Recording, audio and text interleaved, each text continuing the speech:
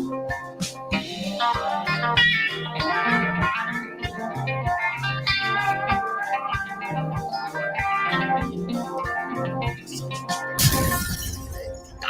bello documento, prima o poi tu me le harà. Un bello documento per ti identificare. Un bello documento. Siamo sono allegro. Buongiorno, buon pomeriggio, buonasera, insomma, a tutti gli amici bellini, a quelli che se la vedranno dopo, a quelli che preferiscono vedere il video che è testè uscito, perché stavo preparando il video dei meme e YouTube ci ha messo una vita a caricarlo e quindi è uscito contemporaneamente alla live che avevamo in programma e che vi avevo promesso e che non manca, per rivivere un po' insieme, perché mi mancate, perché non posso vedermela in aereo e poi non parlarne nel traffico di New York, e quindi dovevamo recuperarla assolutamente. Voglio leggere tutti i vostri messaggi, 99 sì ragazzi, perché poi questo è una parentesi, chi mi segue su Instagram lo vedrà, perché ieri ero a suonare e ad un certo punto il ritmo che è uscito tra la sezione lì, tra me e il batterista e il chitarrista, sembrava proprio un documento, il famoso.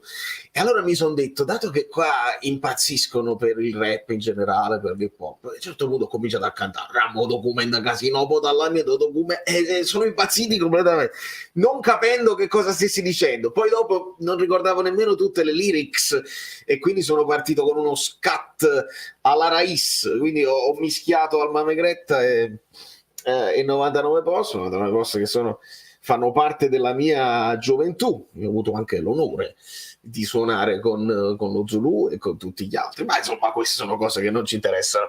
I 99 vabbè, Giorgio Mele immediatamente memorabilissimo, straordinario, quanto sei brillante amico mio, non si può credere.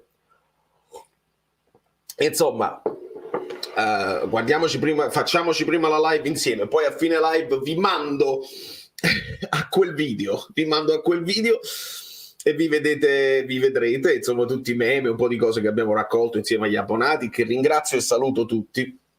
Leggevo Polli con 100 like preventivi, una roba incommensurabile, siete veramente straordinari. Abbiamo sfondato i 15.000, devo ancora anche fare il nuovo video di Saveria Solida che deve arrivare a 20.000, insomma ci sono tante cose da fare, tanta musica da suonare, tanto Napoli da vedere e tanta acqua da buttare sul fuoco o benzina sul fuoco, insomma. Vabbè. Allora, buonasera Antonio. Tra l'altro in questi momenti si gioca Atalanta-Salernitana, a qualcuno potrà interessare per il fantacalcio, a qualcuno può interessare vedere e studiare la Salernitana, potete farlo voi per me e mi potete incalzare sulla partita della Salernitana. Io onestamente, adesso vi leggo tutti, questo non è un editoriale assolutamente, però una riflessione sulla Salernitana, che per quanto ci possa essere della rivalità tra le tifoserie, ne abbiamo sentite di brutte molto spesso da alcuni tifosi della Salernitana, ovviamente non tutti, non vogliamo generalizzare, però a me onestamente da tifoso del Napoli un'altra squadra del sud, una squadra campana che resta e che si salva, a me fa piacere. A me l'anno scorso ha fatto piacere il miracolo della Salernitana e sono un po' conflittuale, sono un po' in conflitto, sono un po' come si dice, sono un po' combattuto, perché tengo questa mezza idea, questo retropensiero, che Iervolino per certe frasi che ha detto, insomma, abbia piacere che quelle tre siano sempre al comando per una questione di diritti TV. Però vi ripeto, quindi mi farebbe piacere una vittoria della Salernitana oggi contro l'Atalanta. È difficile perché l'Atalanta comunque è forte, anche se quest'anno stanno facendo cose straordinarie. Così vi prendete i 3 punti che vi servono in questo periodo e poi noi invece ci prendiamo i nostri 3 punti che ci servono, perché ci servono tutti. Quest'anno ci servono tutti, dobbiamo mettere tanto vantaggio, ragazzi, perché se no come si fa? Allora, Forza Napoli sempre, il re del Maradona Stadium Ciao Fabio, non posso trovare dei numeri per fare un'analisi non ottimistica se non altro perché le altre squadre non c'è. No, ma hai ragione Fabio, ma tra un po' Guido verrà, insomma noi ne abbiamo parlato anche in privato, è chiaro che quest'anno, ma se voi avete visto l'ultima live fino in fondo, si fanno delle riflessioni giuste, ci sono tante altre cose anche extracalcistiche che Guido tiene sempre presente e fa bene a farlo perché è la storia del calcio e quindi non possiamo fare finta che si vinca solamente perché giochi bene, ci sono tantissime altre cose in ballo. Però quest'anno, come io vi ho detto, e io non mi sbilancio mai, quest'anno vi ho detto, quest'anno si deve fare perché la Serie A, come dici tu, vedi le altre squadre non sembrano in grande condizione, la Serie A è veramente scadente, poca roba, e il Napoli invece si sta dimostrando alla grande e quindi quest'anno si deve fare. E nell'ultima live Guido lo dice proprio nel finale e dice, come ha detto bene Valerio, basta anche nascondersi, dobbiamo vincere, dobbiamo stravincere. Ecco, Guido sta dicendo questo da un po' di tempo, o il Napoli lo stravince oppure non ce la fa e quindi noi dobbiamo stare con quel bel margine di vantaggio, come Guido ci fece vedere il Arturo, no? Come si sta ad avere tanti soldi? Si sta splendidamente. Viaggiare sopra alle polemiche, sopra a certe discussioni. Il pompiere di fiducia scatta la Rais. Sì, il video te lo godi dopo, Angelo, non c'è problema. Gaetano, un abbraccio. APC, buonasera Mister No Comment, buonasera Davide. L'audio su YouTube racconto che è bellissimo, sì. Ce ne sono tanti ragazzi, questa è una di quelle partite che resta. Ti ascolto mentre attacco le figurine dell'album, che bello Carla, quanto sono belle le figurine. Giovanni dalla Tunisia, un abbraccio a te. Bel grande Gio TV, il test contro la Salernitana sarà più importante della partita contro la Juve? Sì, perché sono le piccole che danno più fastidio, lo sappiamo, anche se possiamo a battuta, la Juve è una squadra piccola, ma insomma le squadre che poi si chiudono, la Salernitana comunque tende a giocare bene, vediamo, non l'ho vista abbastanza per poterla giudicare.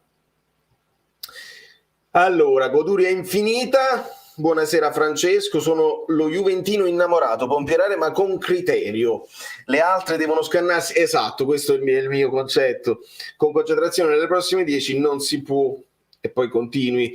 Il concetto che noi conosciamo bene, rincorrere è pesante ed è faticoso, lo abbiamo visto nell'ultimo girone di Gattuso, il Napoli fece un girone di ritorno straordinario, ma la rincorsa è faticosa e poi venimmo meno proprio nell'ultima partita e chi se la dimentica.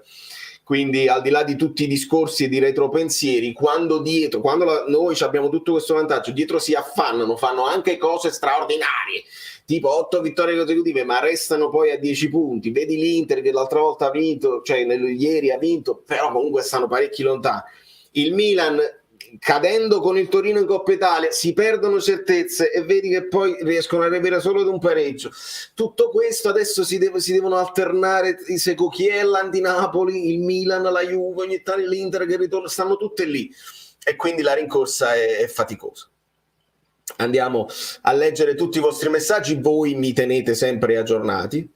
Marittiello straordinario, ne vogliamo parlare, Carmen, senza dubbio, sta facendo un campionato di altissimo livello, da leader, è un giocatore che ha una tempra diversa da tutti gli altri, è più piccoli. L'admin del Napoli, ecco, non lo so se l'hanno postato l'admin del Napoli o una tifosa su TikTok, una scena in cui Mario Rui con tutti i juventini addosso gli dà il pallone ma glielo rilancia dietro e c'ha sempre quella cosa, non deve essere nervoso sicuramente, però è il giocatore pallone che non ci sta ai soprusi che di solito in campo avvengono ed è tosto, e c'è poi la musica sotto, I wish I was a little bit taller, I wish I was a baller, I wish I had a girl level collar, che significa era un vecchio rap degli anni 90, di questo rapper che era piccolino e dice vorrei essere un po' più alto come i giocatori di basket, ma Mario Rui è alto dentro. Domanda seria, siccome siamo a gennaio ma ancora nel girone d'andata, questi 6 punti vanno nel vecchio o nel nuovo campionato?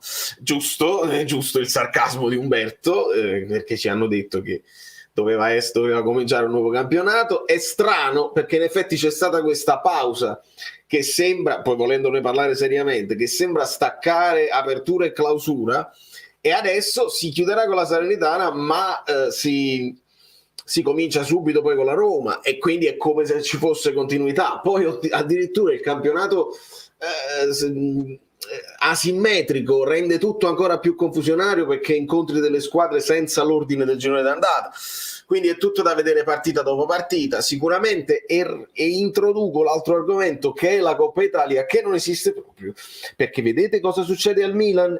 Abbiamo l'esempio: il Milan cade con il Torino, non è che esce dalla Coppa Italia e si concentra sul campionato. Questo discorso tutto napulegno di uscire dalle coppe per concentrarsi e poi dici ma mai niente. No, vincere in Coppa Italia, andare avanti, magari vincerla la Coppa Italia, che ti tiene più contenti anche i panchinari, che ti tiene allenato alla vittoria, che non ti fa venire dubbi sulla forza dei tuoi compagni. Vedi il Milan che poi ha avuto delle difficoltà con il Lecce, non si sono concentrati sul Lecce perché poi gli è rimasto solamente qui, assolutamente.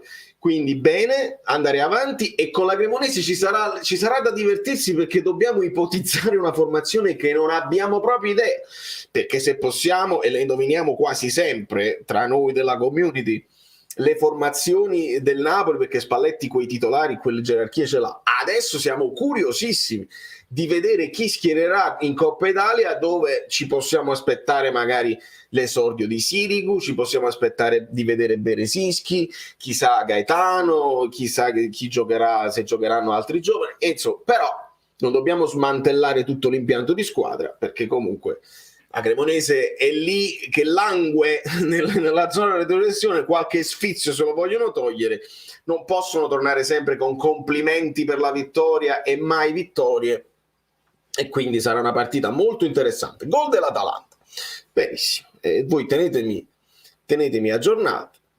Anche Vincenzo dice: Vincenzo, non sei più abbonato, Vincenzo ne controlla, non ti vedo con le cose dell'abbonato, come per esempio Manu Avvisati, vedi quella cosa come Alessandro Fiore. Riabbonati, amico mio, non mi manchi, se no. Buonasera Angela che saluta Polli. Arriviamo a 200, perché siamo partiti con 100 like preventivi. Facciamo conto che i 100 like preventivi sono tutti online. Siete 215 qua sopra, servono almeno, il terzino che ballava con Zuniga, servono almeno 250 like, forza, sfidando la nausea. Allora Valentina, ho fatto una cosa, praticamente il wifi nell'aereo funziona di solito gratis solamente per la messaggeria di WhatsApp o la messaggeria di Facebook, eccetera eccetera, che non mi basta. Però c'era una cosa: ti iscrivevi alla compagnia dell'aeroplano, ti davano con la mia scheda telefonica che uso qua a New York, T-Mobile, ti davano un po' di free streaming, e quindi sono andato subito su Paramount Plus e me la sono vista sul mio schermetto, urlando come un dannato nelle retrovie del mio aeroplano. Ciao Michele, aver messo le altre dietro potrebbe agevolare la nostra corsa allo scudetto, perché ci sono 5-6 squadre che si giocano i 3 posti. Sì, assolutamente, si devono scannare tra di loro, ci saranno altri sconti diretti, si ricomincia da capo, abbiamo un buon margine. Grazie Manu, buonasera Edoardo, Virgilio, tutti gli amici bellini che ci stanno raggiungendo in live. Scorrono velocissimi i messaggi e io cerco di recuperarli un po' tutti. Fatemi vedere. Luca Battista, dicevi che inseguire la stancante, quanto avevi ragione, ieri ho visto Milan nervoso. Visto Luca, ma è la realtà dei fatti, è proprio così. Lo dicevo io che si può replicare lo Zenit, quanto ho aspettato questo momento per tornare a romperti con lo Zenit. Ciro, ma figurati, non abbiamo mai la controprova, che ne sai se questa è a causa dello Zenit, dell'esperienza di Spalletti con lo Zenit, che il Napoli sta bene, oppure il Napoli quest'anno sta bene, siamo più forti degli altri, perché non c'era questa cosa dello Zenit e della pausa invernale prima, quando il Napoli faceva tutte quelle vittorie insieme e giocavamo in quel modo in Champions. Quindi quest'anno, al di là dei motivi, il Napoli sta bene, il Napoli ha giocatori forti che onestamente in questa Serie A bastano e avanzano, e poi magari ci aggiungo anche un aspetto mentale che è tutto da stabilire. Ciao Michele. Che forse i ragazzini un po' più giovani, un po' più liberi mentalmente, non soffrono la partita con la Juve, le partite toste, vedi la Champions, le partite quelle là così, come le abbiamo sofferte in passato, perché c'erano dei giocatori un pochino troppo coinvolti, che hanno vissuto delle annate drammatiche calcisticamente. Non soffrendo questo, vedi, siamo andati là tranquilli, abbiamo giocato a pallone, li abbiamo messi sotto e non abbiamo avuto paura. Pareggio della Salernità. Bravo, lasciate i like. Bravissimo. Parlo al gol di Espo. Adesso è dominio assoluto, niente di me. E sul 4-1 che era? Mamma mia. Michele D'Ambrosi. Allora, un caffè per ogni... Oh, che meraviglia! Un caffè per ogni gol fatto dal Napoli, ancora si gode qui, comunque non se la faranno mai scendere i giornalai, ci renderanno sempre conto. Michele, questa è una di quelle cose che si inseriscono nei modi in cui si arriva poi alla vittoria, anche una stampa che ti aiuta e che ti tiene in considerazione nei momenti difficili che arrivano, è importante. Se il Napoli riesce a essere ancora più forte di tutto questo, tanto di guadagnato e tanto di cappello onestamente, e anche di barba finta, Hai visto quando ha segnato Elmas Di Lorenzo sono messi a giocare alla morra cinese? Ma qualcuno diceva a poker, che facevano con le carte così, non lo so se era la morra cinese, Roberto, ma è bellissimo vedere Elmas nel gruppo, che era importante, era una di quelle cose chiave, perché Elmas è troppo importante in tutte le zone del campo, è il nostro Jolly che dove lo metti sta e gioca sempre bene. E ancora sottolineiamo il grande lavoro da capitano che sta facendo Di Lorenzo, che ha giocato benissimo, quindi stavolta voglio sottolineare il lavoro da capitano e il lavoro in campo, perché Di Lorenzo ha fatto anche una partita difensiva straordinaria contro la Juve, veramente concentrato, e poi vederlo avere un rapporto singolo con tutti i suoi compagni ed aver preso il gruppo in mano, e si vede nelle esultanze, si vede come con ognuno di loro ha un rapporto diverso, veramente Di Lorenzo, tanto di cappello anche a lui, sicuramente. Non sta diventando un diamante adesso, lo era prima e lo era già, il diamante grezzo che si deve sgrezzare, 200 like non c'è mai. Ciao a Paratone! Allegri si conferma un perdente che non sa perdere, va via senza salutare Spalletti, non è la prima volta. Spalletti sarà pure buffo, ma lui è un pagliaccio da circo, vergognati maleducato. Parole forti di Giorgio. In effetti, se Spalletti gli dice che è buffo, Spalletti è stato buffo, è stata una camminata buffa, quasi a sottolineare le parole sue, ma per stringergli la mano, perché a fine partita ci si stringe la mano anche dopo un 7-0, e è così che poi il fair play, soprattutto gli allenatori, devono fare. I giocatori in campo spesso lo fanno, capiscono l'agonismo e lo mettono da parte, stesso dicasi per gli allenatori, che devono anche avere freddezza e capire i momenti e dare anche l'esempio. Assolutamente sì.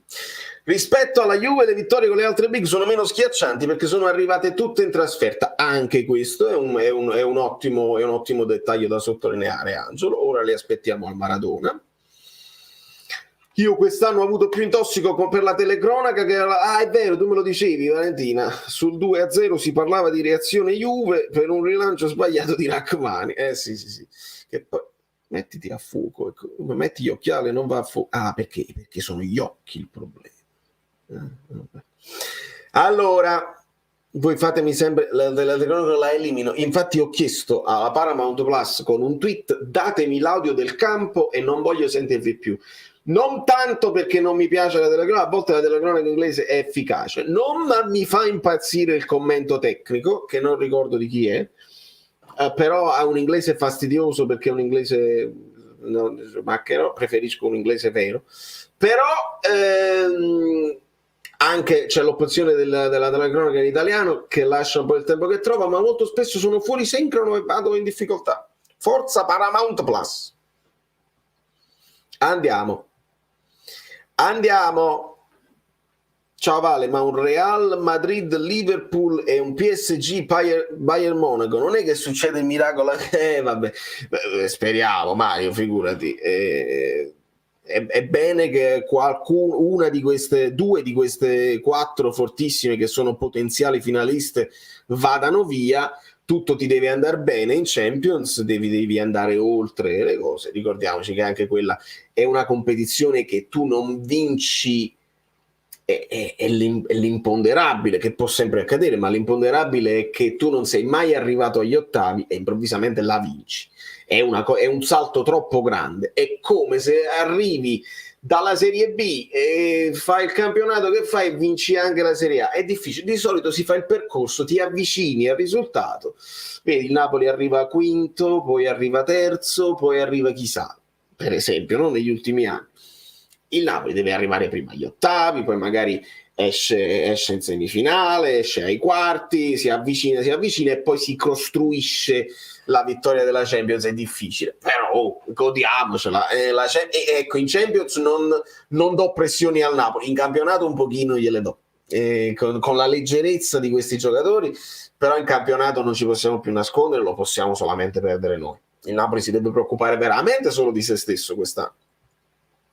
Tottenham Arsenal 0-2 è il progetto dei Gunners, quasi in stile Napoli con tanti giovani. Francesco, ne parlarono, l'Arsenal ne parlò 3 o 4 anni fa, quando l'Arsenal stava andando male, disse chiaramente ai suoi tifosi: portate un po' di pazienza, stiamo ricostruendo tutto, però i giovani che stiamo prendendo ci daranno un futuro radioso. Che bello quando poi il progetto si realizza e poi in un campionato come la Premier riescono a stare avanti. Tutto il contrario di quello che sta succedendo al Chelsea, che più spendono e più perdono. È una roba incredibile, sembra quasi fatto di proposito. Comprano Joao Felix, non so quanto hanno speso per il prestito, 15 milioni per il prestito, una roba incredibile. Joao Felix che gioca anche bene ma si fa espellere e perdono alcune tante partite. Povero Koulibaly si è trovato in una situazione, il Chelsea in stile PSG, che comprano come hanno speso altri 100 milioni e languono, mentre chi sta andando meglio, il paradosso dei paradossi, è il Manchester United. Nel momento in cui si liberano di Cristiano Ronaldo non riescono a perdere più e vincono anche col City. È molto interessante. 2-1 dell'Atalanta, rigore Atalanta. Quindi è una partita vibrante. Va bene, vediamo, voi me la raccontate. Ieri i giocatori del Milan a fine partita erano tutti stesi a terra o in ginocchio sconsolati. Addirittura Leao aveva gli occhi lucidi. Strano, perché poi Leao è quello che sorride sempre, sorride quando prende i falli, sorride quando corre, quando non succede niente, sorride sempre. E quindi anche Leao soffre un pochino questa situazione del Milan. Buonasera Anna Rita.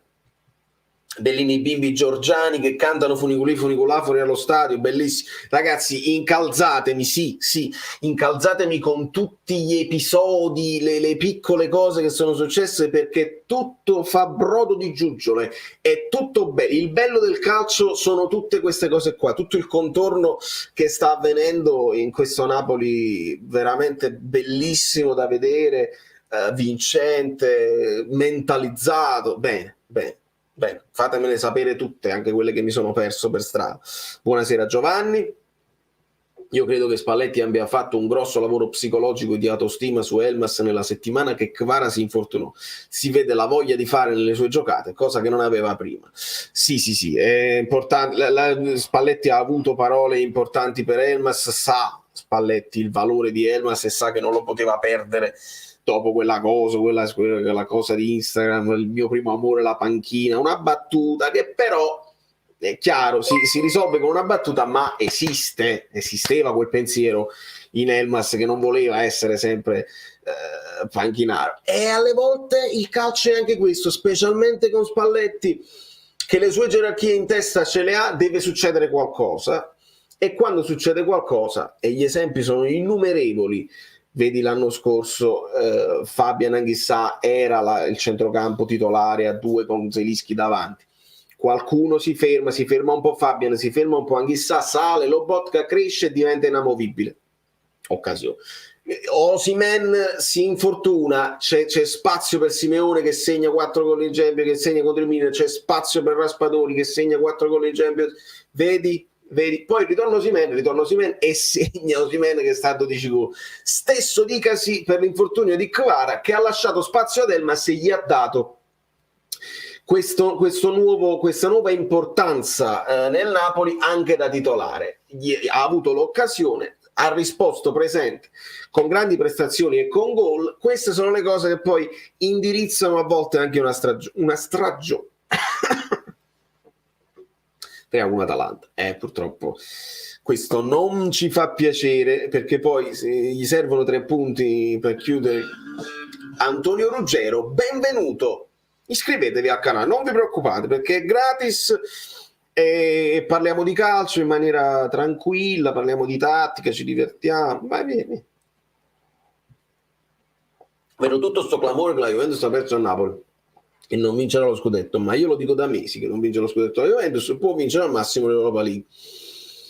Gianmaria, è sicuramente uno degli obiettivi adesso la Juventus, perché non hanno altro, devono arrivare tra i primi 4 per forza, perché poi diventa un dramma economico senza precedenti, e se la possono sicuramente giocare con i giocatori che hanno l'Europa League. Certo è che spesso si dice che in Europa devi avere un gioco un po' più propositivo per vincere, ma insomma la Juve quello sa fare, se si allargano le maglie prendono gol, non sono abituati, come al contrario il Napoli, lo dice Spalletti, noi non sappiamo fare il fortino, stare lì attenti perché poi il gol che prendiamo di Maria, anche quello sono sbavature quando tu stai tutto lì con troppi giocatori intorno alla palla.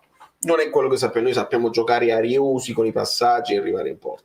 Ci sono altre squadre che invece sanno fare il contrario, cioè l'attesa, e quindi hanno ancora, paradossalmente, dopo 5 gol presi, hanno ancora la migliore difesa. Pensate un po'. Allora, Biagio, una cosa è certa, il Napoli quest'anno rimane negli occhi di chi ama il calcio nel mondo. Sì, Biagio, io insisto però con Spalletti, che sottolineava il bel calcio di Sarri che resta nella storia, sicuramente sì, lo abbiamo visto e ci siamo innamorati senza dubbio, però stringi, quest'anno dobbiamo alzare qualcosa perché sennò va a finire che si perde anche il ben fatto, va a finire che poi arrivano i risultati tristi che dimenticano anche le belle prestazioni, e se non vinci niente si rovina un po' tutto, anche quello che hai fatto. Quest'anno si deve andare fino in fondo, dai. Allora, buonasera Francesco, scusate ma non è una forché, come ho sempre detto, se giocava in Inghilterra dicevamo che non potevamo permetterci, siamo tranquillamente in linea. Vittoria del Napoli no contro i non colorati, ma contro i vecchi Napoli senza carattere, paura e troppi sedicenti top. Vittoria di Spalletti giunto ed un nuovo ADL che delega. Bello questo messaggio, Gregorio, siamo d'accordo. Osimhen che salta sotto la curva e bacia lo stemma, mi ricorda qualcuno? Piano. Allora, Osi si vede in tutti i gol, non solo i gol suoi, che ha questo atteggiamento da leader, si vuole prendere il ruolo del leader che aizza lo stadio, che parla in un certo modo, che ringrazia i compagni, che ha un rapporto con i compagni. È difficile vederlo leader semplicemente per una questione di linguaggio, perché ancora parla solo in inglese, lui probabilmente parla anche un po' di tedesco e anche un po' di francese, quindi è un poliglotta, però di italiano ancora ne vediamo poco. Ecco perché sembra difficile vederlo come leader in questo spogliatoio. Uno che invece ci risulta subito leader è Juan Jesus, anche dalla panchina. Leader in campo è sicuramente Mario Rui, quindi Osimhen si vede che sta cercando di assumere, di appuntarsi i famosi galloni da leader, e finché sta così bene, ben venga a tutti. Io l'avevo detto, magari la paternità lo aiuta anche a crescere e a maturare. Kvaradona, The Legend, JJJ. All my love, all of my love. Caputo Francesco, ma pensa un poco tu, che ritorno gradito anche, come stai? Madonna, Caputo Francesco. Quanto è maturata la piazza? Secondo me sì, tanto. Tutti tranquilli, calmi, sarà la nostra purtroppo esperienza dei tempi passati anche. Il giocatore più importante che merita il MVP è Mario. Sono d'accordo su Mario Rui. Va sottolineata la parata di Meret nel momento clou della partita dove la Juventus stava cacciando un pochino la testa fuori dal sacco, così, e poteva deprimere Rachmani. Fa una parata Meret incredibile. Giuliano, lancio una provocazione: questo Napoli è un punto d'arrivo o un punto di partenza? È blasfemo pensare che questa squadra possa regalarci 4-5 anni a questi livelli? Questa è una domanda che io sposto tra le domande salvate e possiamo anche girare a Guido dopo, perché ne abbiamo parlottato in privato, perché questa squadra, essendo giovane, potrebbe in teoria aprire un ciclo. Io mi sono anche detto, tra me e me, forse l'ho detto anche a voi, che a me starebbe anche bene non aprirlo il ciclo, continuare con quelli che ci stanno, se va bene, non spendere soldi per migliorare la squadra l'anno prossimo e lavorare sulle strutture. Ci togli uno sfizio di vincere quest'anno, noi tifosi ci appaciamo un attimo.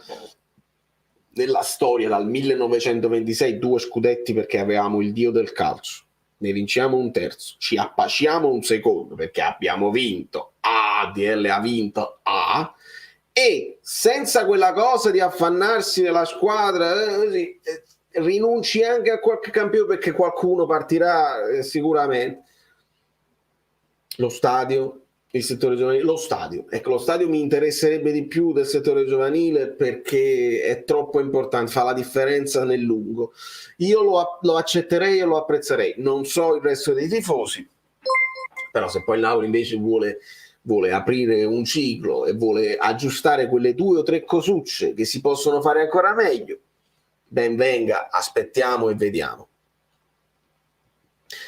Kvicia, invitarti al Napoli al club. Che dici? Valeria, mamma mia, volano tutti i messaggi. Valeria, generosissima, vuoi un episodio? Sì, lo voglio. La scena della partitina a carte fra Hermes e Di Lorenzo dopo il quinto gol. Li hanno sfiancati. Severi ma giusti. Grazie Valeria. Sì, quella è una delle scene più divertenti. E c'è pure Fabio Versatile che saluta tutti. Buonasera a tutti gli amici Perini, buona domenica a tutti. Yamming belli yam, lasciate like e iscrivetevi al canale. Siamo oltre i 300, arriviamo ai 350 like, perché contro l'Inter abbiamo assistito a Napoli allo scarico di energia senza idea di gioco. Vito, non lo so, sono anche partite che non ti vanno bene, che le gambe non rispondono.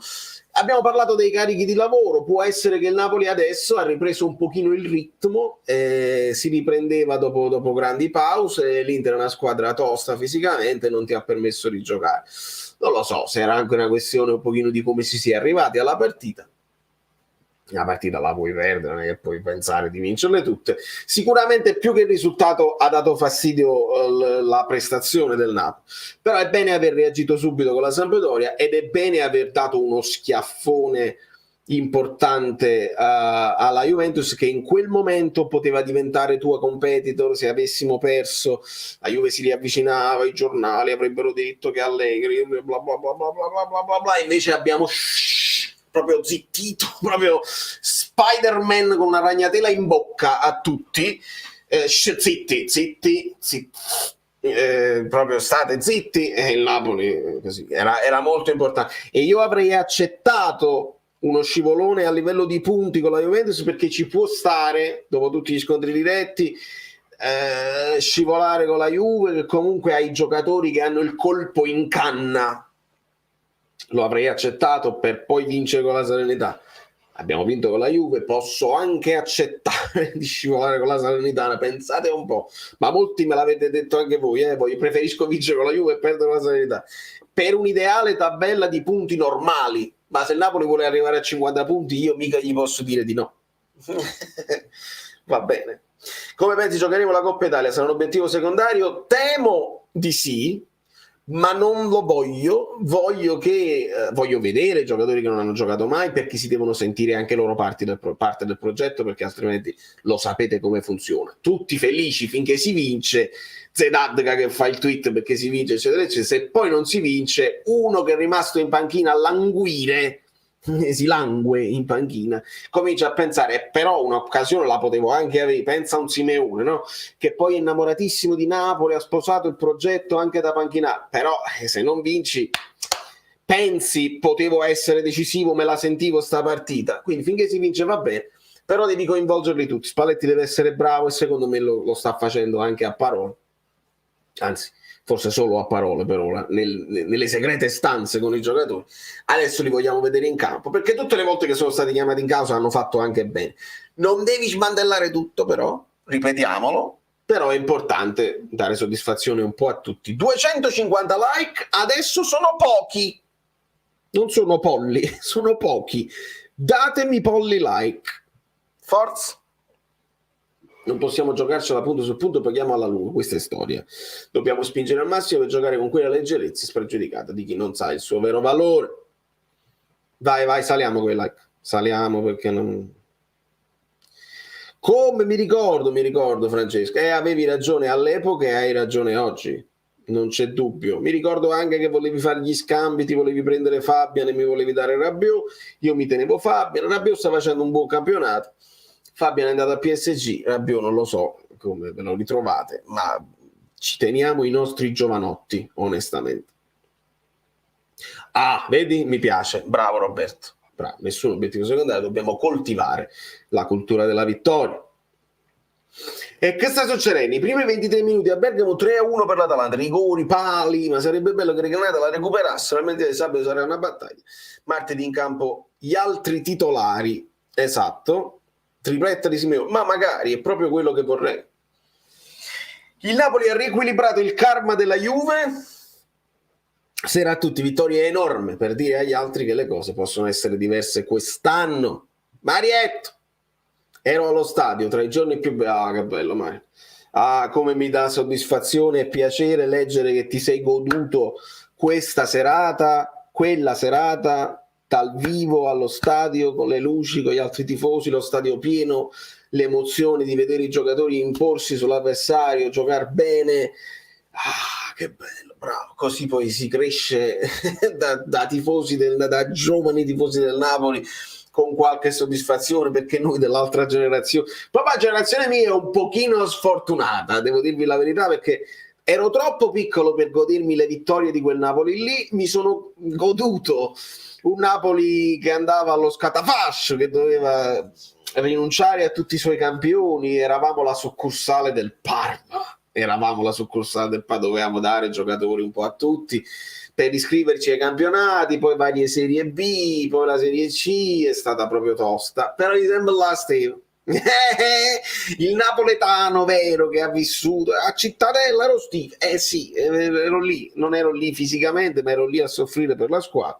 Un po' mi allontanai durante la Serie C perché c'era anche poco Napoli in TV, era difficile trovare situazioni che ne parlassero, però poi mi sono fatto anche abbonamenti allo stadio in Serie B, io Swok l'ho seguito dal vivo, non scherziamo.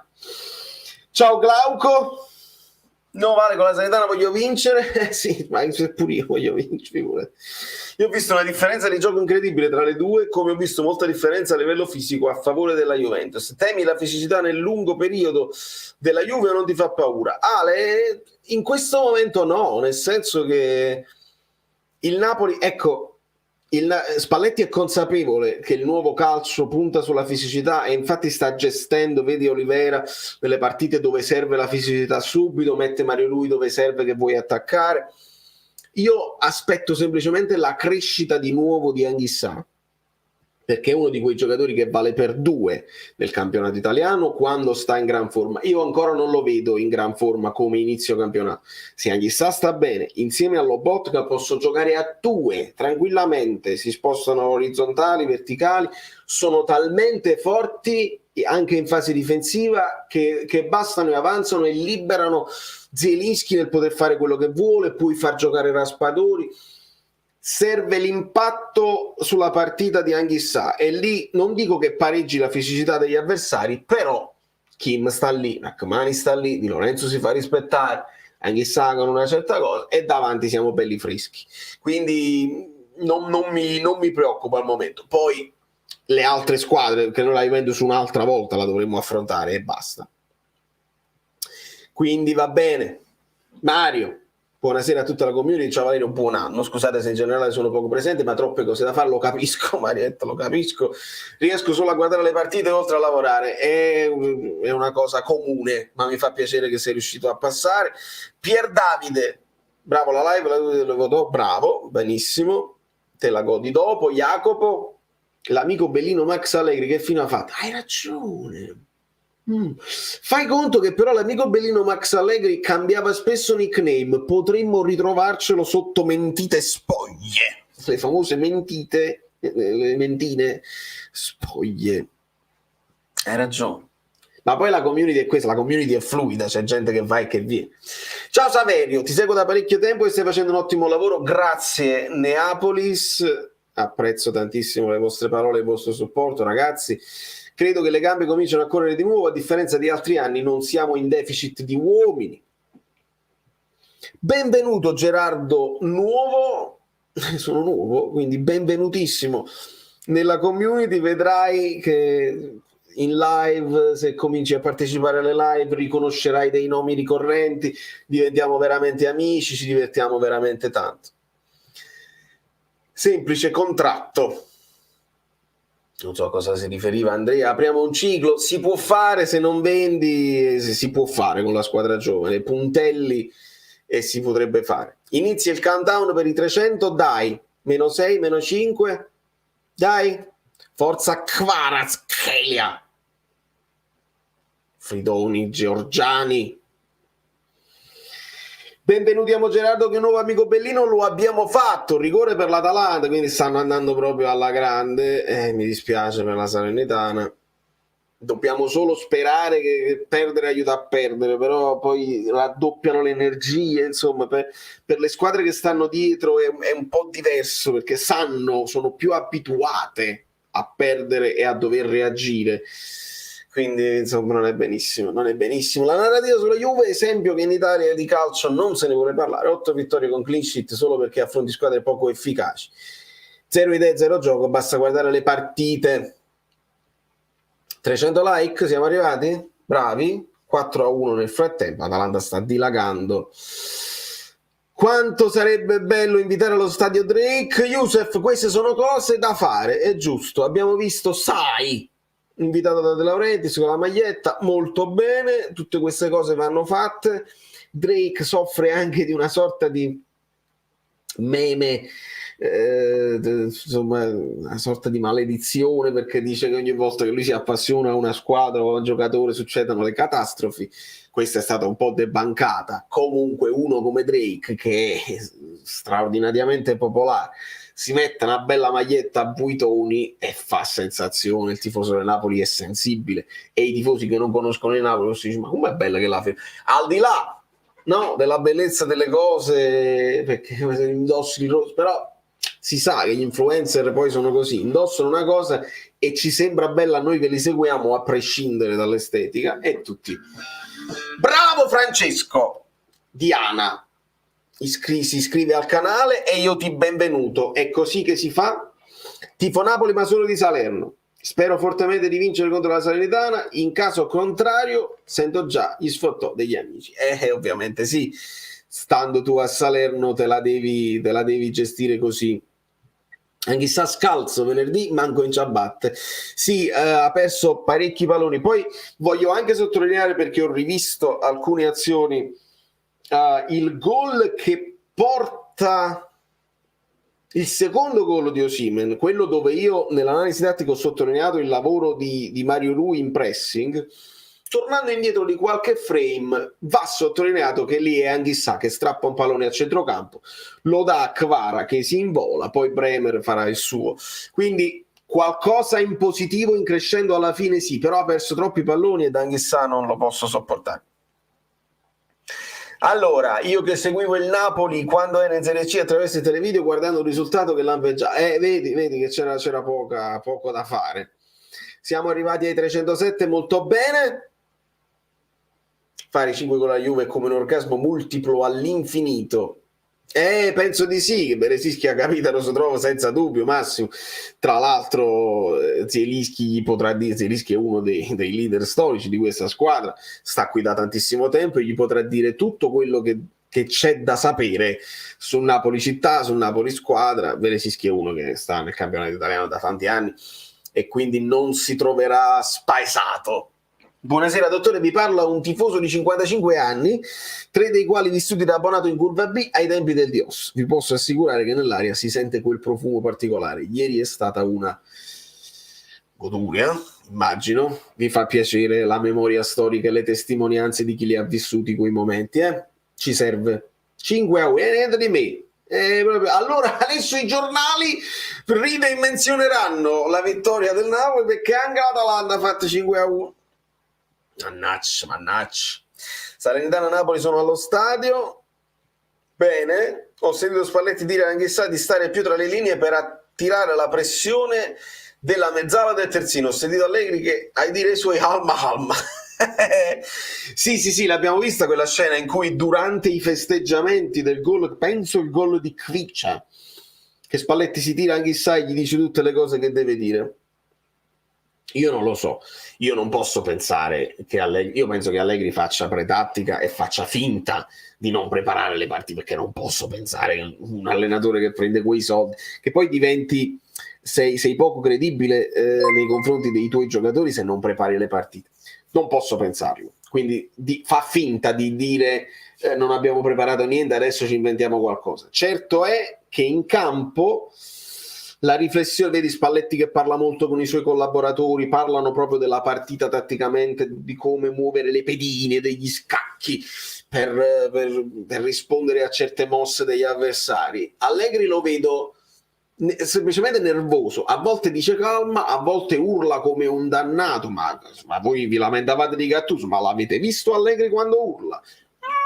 Ma proprio con tutta la foga possibile e immaginabile e nessuno lo ammonisce mai. Ma va bene, lo vedo più urlare nel richiamare l'attenzione che non dare dei suggerimenti tattici, ma mi posso sbagliare perché non li seguo abbastanza. Dovevo ringraziare, mi sa, 6-1, dottor Armando Picciocchi, benvenuto. Andiamo, mi è scappata una donazione, adesso controllo subito. Ecco qua, era Manu? Era lui? Che se mi sono perso qualcosa me lo dovete dire assolutamente. Non ho mai sbagliato tanto in vita mia di come ho sbagliato con Mario Rui. È commovente il fatto che lo sfottevano e ad oggi è uno dei più forti della storia del Napoli. Manu, è maturità da parte tua riconoscere un errore, ma noi tifosi, a parte quelli pazzi che ci sono, i tifosi pazzi che prendono l'ingrippo contro il giocatore e non riescono a vedere le cose buone neanche quando le fa, perché poi niente. Altri, noi stessi, quelli là che cerchiamo di essere un po' più equilibrati perché ne parliamo pubblicamente, se Mario Rui non performava, e lo dovevamo dire perché poi diventava un punto di debolezza della squadra, perché fisicamente te lo puoi fare, e se non guardava avanti, perché poi basta riguardare le partite del Mario Rui un po' scocciato, un po' sulle gambe, non sulle punte ma sulle gambe, un po' così, riceve palla da subito indietro, subito palla a Koulibaly senza mai alzare la testa. Magari con il lavoro dell'allenatore gli dice guarda, tu devi guardare avanti perché tu c'hai questo piedino raffinato, lo ringalluzzisci, gli dai anche fiducia e vedi che Mario Rui è propositivo, va fino in fondo, diventa un'arma in più e la tecnica ce l'ha sempre avuto. deve sopperire alla sua mancanza di fisicità con garra, e ce l'ha, e non farsi prendere di imbucate. Ma sono un paio d'anni che Mario Rui sta facendo anche delle ottime diagonali difensive, e Spalletti conosce Mario Rui dalla Roma, e io ricordo benissimo quando è arrivato Spalletti, guardai le telecronache, le conferenze di Spalletti alla Roma, e parlava di Mario Rui. Ecco, Mario Rui fisicamente un po' così, non era innamorato di Mario Rui, ha trovato con il lavoro e studiando tutte le caratteristiche il modo per utilizzarlo al meglio e per farlo overperformare, e dobbiamo semplicemente godercelo a tutti gli effetti. Inseguire Logora, Pasquale, Logora, è vero, esatto, l'ho letta questa cosa, sì, che hanno attaccato Sviscido e Falso, e poi lasciamo perdere. Se poi non lo avessi rincorso e non gli avrebbero detto vinci, non sai vincere perché devi dare la mano all'allenatore che ha perso. Siete proprio disonesti, ma quando mai? Il primo sono io che andavo contro Mario Rui quando ero un punto debole, ma adesso il maestro non so, vedi, non c'è proprio problema. È bello che in generale, al di là di noi della community, che siamo un po', permettetemi un flex, siamo una marcia in più, abbiamo una marcia in più. In generale tutto il popolo, tutti i tifosi, anche il tifoso medio, ha capito, e Mario Rui è diventato un idolo, è diventato un meme al contrario, no, non un meme da ridere, ma un meme da esaltare. È bello sto fatto, perché poi il ragazzo soffriva probabilmente anche delle parole non generose. Ehi! Ma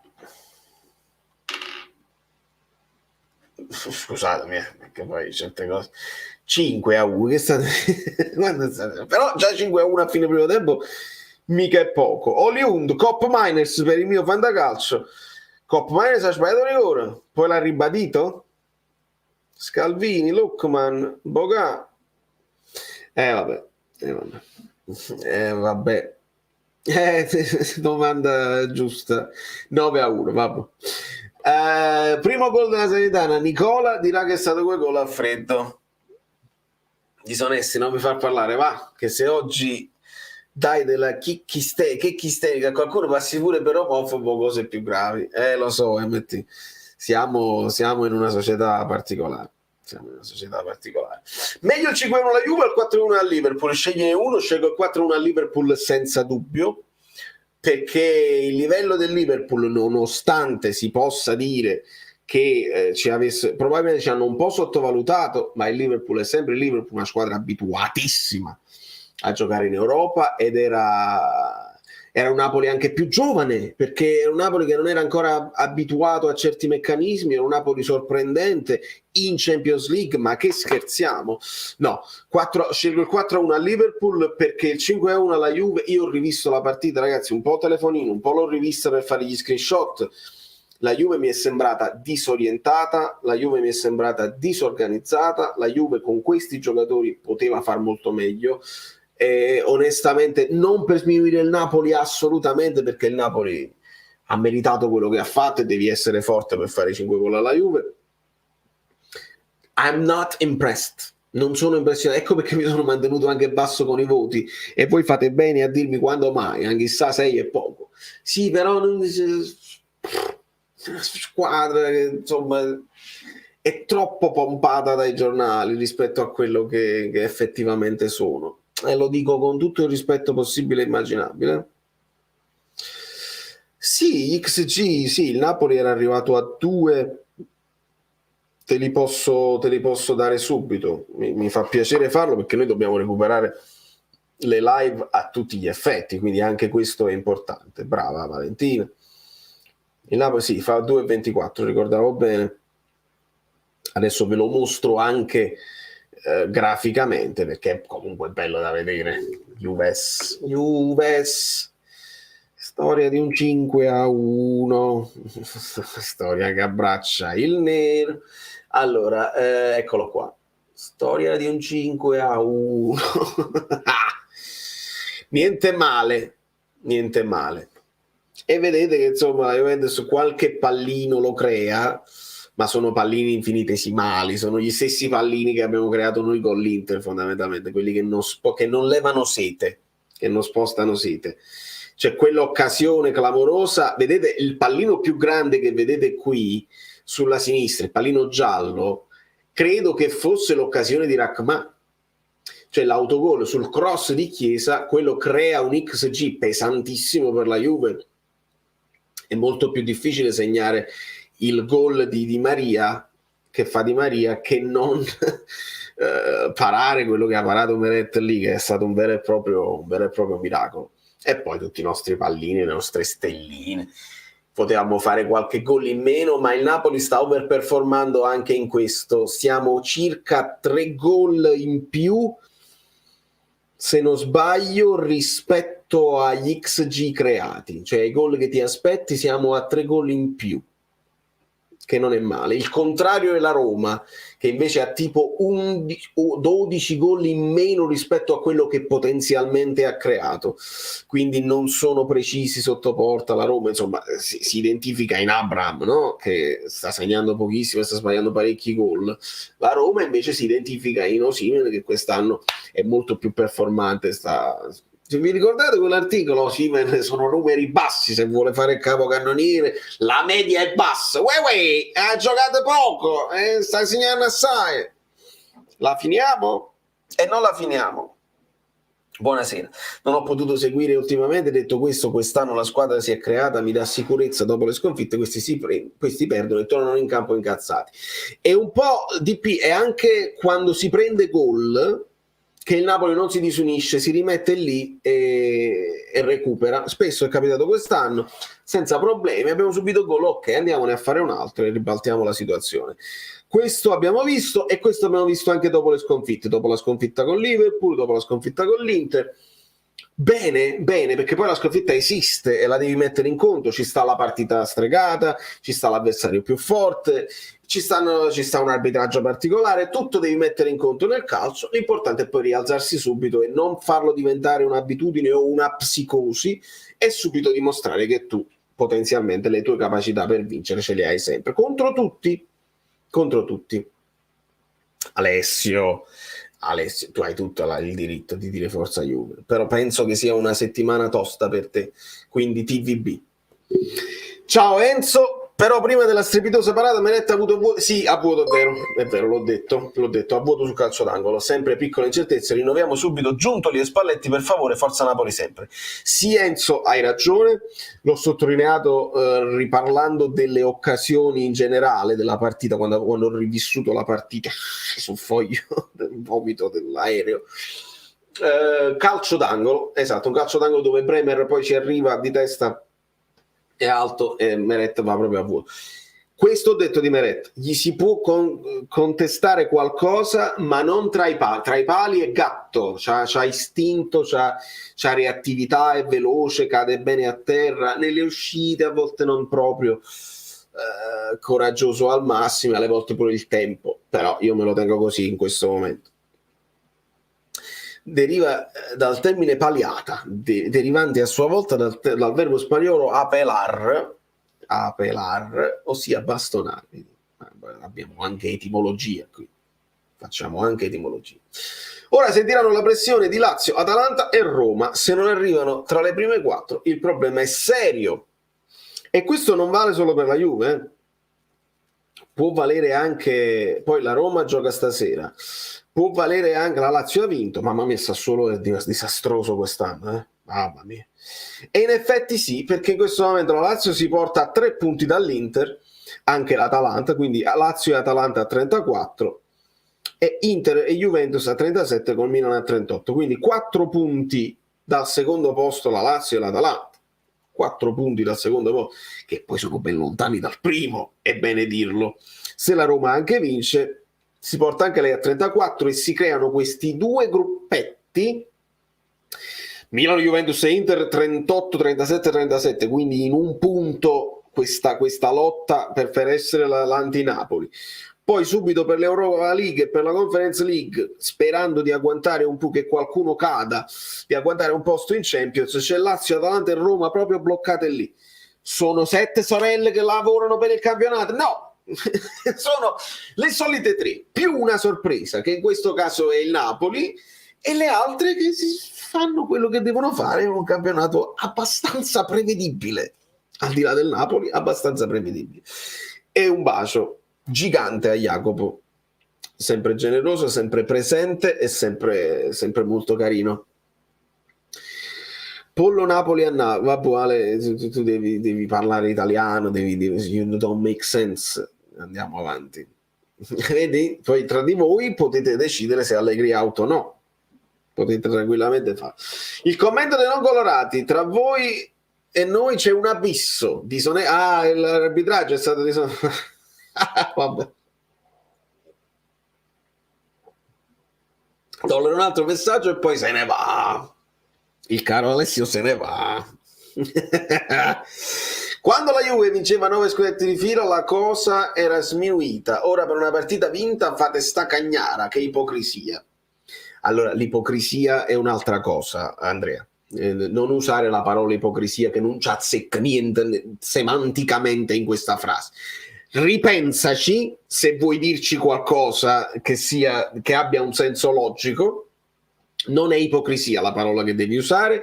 Gli amici bellini anzi, non gliela dite la parola che vorrebbe usare, però non stai bu e non possiamo perdere tempo con te, perché noi stiamo parlando di tutt'altra cosa. Non ce ne fotte proprio, non ce ne frega proprio. Allora, Juve-Atalanta settimana prossima 0-6. Kim Alessio che adesso fa cose a caso, vabbè. L'arbitro però era Doveri. Ah già, infatti non era manco avviso. Sì, Vincenzo, mi stanno aggiornando, ovviamente lo sappiamo. La mancanza di De Nicola non si sente più. Bella considerazione. Jacopo, in questo momento, ecco perché vedi, è bene lasciar passare un po' di tempo quando si fanno certe considerazioni. De Nicola era un'eccellenza e non c'è dubbio, però sono rimasti anche dei suoi collaboratori nel Napoli, quindi va bene. De Nicola era uno di quelli che prendeva uno per uno i giocatori, gli diceva la dieta da fare, era bravo nel preventivare eventuali infortuni e non li faceva proprio accadere. In questo momento il Napoli sta vivendo uno stato di forma importante, sono tutti convocati, ci sono pochi infortuni e quindi bene, vuol dire che si sta lavorando bene. Può essere anche un caso, e può essere anche un caso quando il Napoli era martorizzato dagli infortuni subito dopo la dipartita di De Nicola. Quindi certe volte si danno dei giudizi troppo affrettati e troppo trancianti. Bisogna considerare sempre la possibilità che alle volte è un caso, alle volte capita e non c'è niente da fare. Mario Cutolo, senza messaggio ma con coraggio, con carineria, con bellineria, un super sticker. Questo è un super sticker, Mario, e ti ringrazio tantissimo per la tua generosità. Ayub, sì, io lo leggo, ecco qua, perché se no stava spamando. Se facciamo caso quel disgraziato Napoli vincesse lo scudetto, secondo te si dovrebbe continuare con Luciano, sapendo che l'anno dopo la vittoria è sempre tosto guardare il Milan? Ah, bella domanda. Io ho un'idea, che Spalletti voglia vincere e andarsene. Idea mia, che può lasciare il tempo che trova. So che De Laurentiis ha un'opzione per bloccarlo, però queste cose poi ricordiamo. Benitez che voleva già andare rimase perché De Laurentiis gli disse rimane un altro anno, stesso dicasi per Mazzarri o per insomma, spesso De Laurentiis si trova in questa condizione, chiede rimane un altro poco e poi fammi sistemare. Non è bene quando rimangono controvoglia. Secondo me Spalletti è un po' esausto dell'ambiente, si vede che non sta contento in conferenza, che sta sempre piccato, che deve rispondere in un certo modo. Da eroe vinci a Napoli, cosa che non è capitata a nessuno, se non in quei tempi immemorabili. Vinci, te ne vai, non si può fare meglio di così. L'anno dopo è piuttosto, siamo d'accordo, e te ne vai da vincitore. Secondo me questo è un pensiero che sta sfiorando Spalletti. 350 like sono ben pagati. Grazie. I retroattivi. I like retroattivi. Se vuoi aprire un ciclo, allora vanno prolungati subito i contratti di Spalletti e Giuntoli. Ma venerdì sera dov'eri? Un messaggio memorabellino di Massimo. Assolutamente. Attenzione, Alessandro dell'Annunziata, che ringrazio decisamente per la donazione e per il messaggio. Miglior servizio di informazione sportiva e per giunto gratuito. Io apprezzo tantissimo le informazioni sportive. Facciamo un po' il commento. Le notizie, le primizie non arrivano a me, mi arrivano dalla community, mi arrivano dai siti e noi le commentiamo. Mi piace pensare di poter ogni tanto, ogni 10 video, darvi uno spunto che magari non è arrivato dalle TV locali o dai giornali e cercare di fare un'analisi il più possibile onesta, per quanto tinta d'azzurro, perché siamo comunque tifosi e non lo possiamo. Cerco di essere il più obiettivo possibile. Se viene apprezzato, io ringrazio e continuo con forza, perché comunque è una cosa che mi diverte molto e mi tiene in contatto con le mie origini, perché stando a New York ho la possibilità comunque di continuare a parlare italiano con voi e non è poco per me. Allora, non faccio entrare. No, Caputo, tu non c'eri, ma ultimamente io ho mandato messaggio, cioè ho mandato il link agli amici abbonati. Ovviamente la priorità agli abbonati, perché che loro mi supportano sempre, e per poi non fare caciara, perché se lancio il link così a 376 persone diventa una caciara. Invece gli abbonati sono gente che conosco personalmente, e quindi è più controllabile. Vediamo, se sei tornato alla grande ne possiamo parlare in una di queste prossime live, perché no? Avevo visto Road to 400 like e avevo visto anche Ayub, che ringrazio tantissimo per il suo supporto. Se giriamo a 50 punti il girone d'andata, stando a quanto dice Guido, saremo solo alla soglia scudetto. Sì, Francesco, sì. Adesso Guido ci raggiungerà più tardi e ci faremo aggiornare sui numeri e sulle statistiche, perché siamo oltre quanto si poteva preventivare, quindi molto bene. Questo significa semplicemente abbiamo vinto? No, dobbiamo comunque fare tutto il girone di ritorno e dobbiamo confermare quanto di buono fatto. È semplice, presto detto. Se il Napoli lo conferma non ce n'è per nessuno, possono sfiacchirsi quanto vogliono, c'è troppo margine e quindi non ce la possono fare. Rincorrere è faticoso, si scivola. C'è una buccia di banana, ci doveva essere una buccia di banana. Il Napoli però, facciamo conto che è difficile fare un campionato da 47 o da 50 punti. Già da 47 diventa un record assoluto, se è fatto solo una volta nella storia. Però c'è un po' di margine per farne magari 43, pure va bene, per capirci, 45, è mica male. Quindi è lì che il Napoli è nell'andata che il Napoli sta costruendo quello che si fa nel futuro, perché poi era una squadra giovane che doveva entrare subito in fiducia. Like tattico messo, ora si può continuare.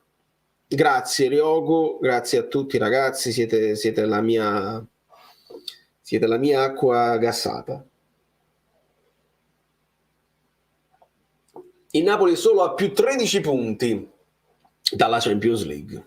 E anche questo è un dettaglio. Fabio, ambiente così perché tutti vogliono andare via. È vero che le critiche e le polemiche a volte sono completamente gratuite, ma quando vinci dov'è che ti adorano come qui? No, è vero, è chiaro che qua diventi un eroe. Però io le parole di Spalletti le ricordo, lo sapete che questa è una grande fetta del canale, cioè analizzare le parole di Spalletti per capire l'ambiente, per capire cosa si respira in società.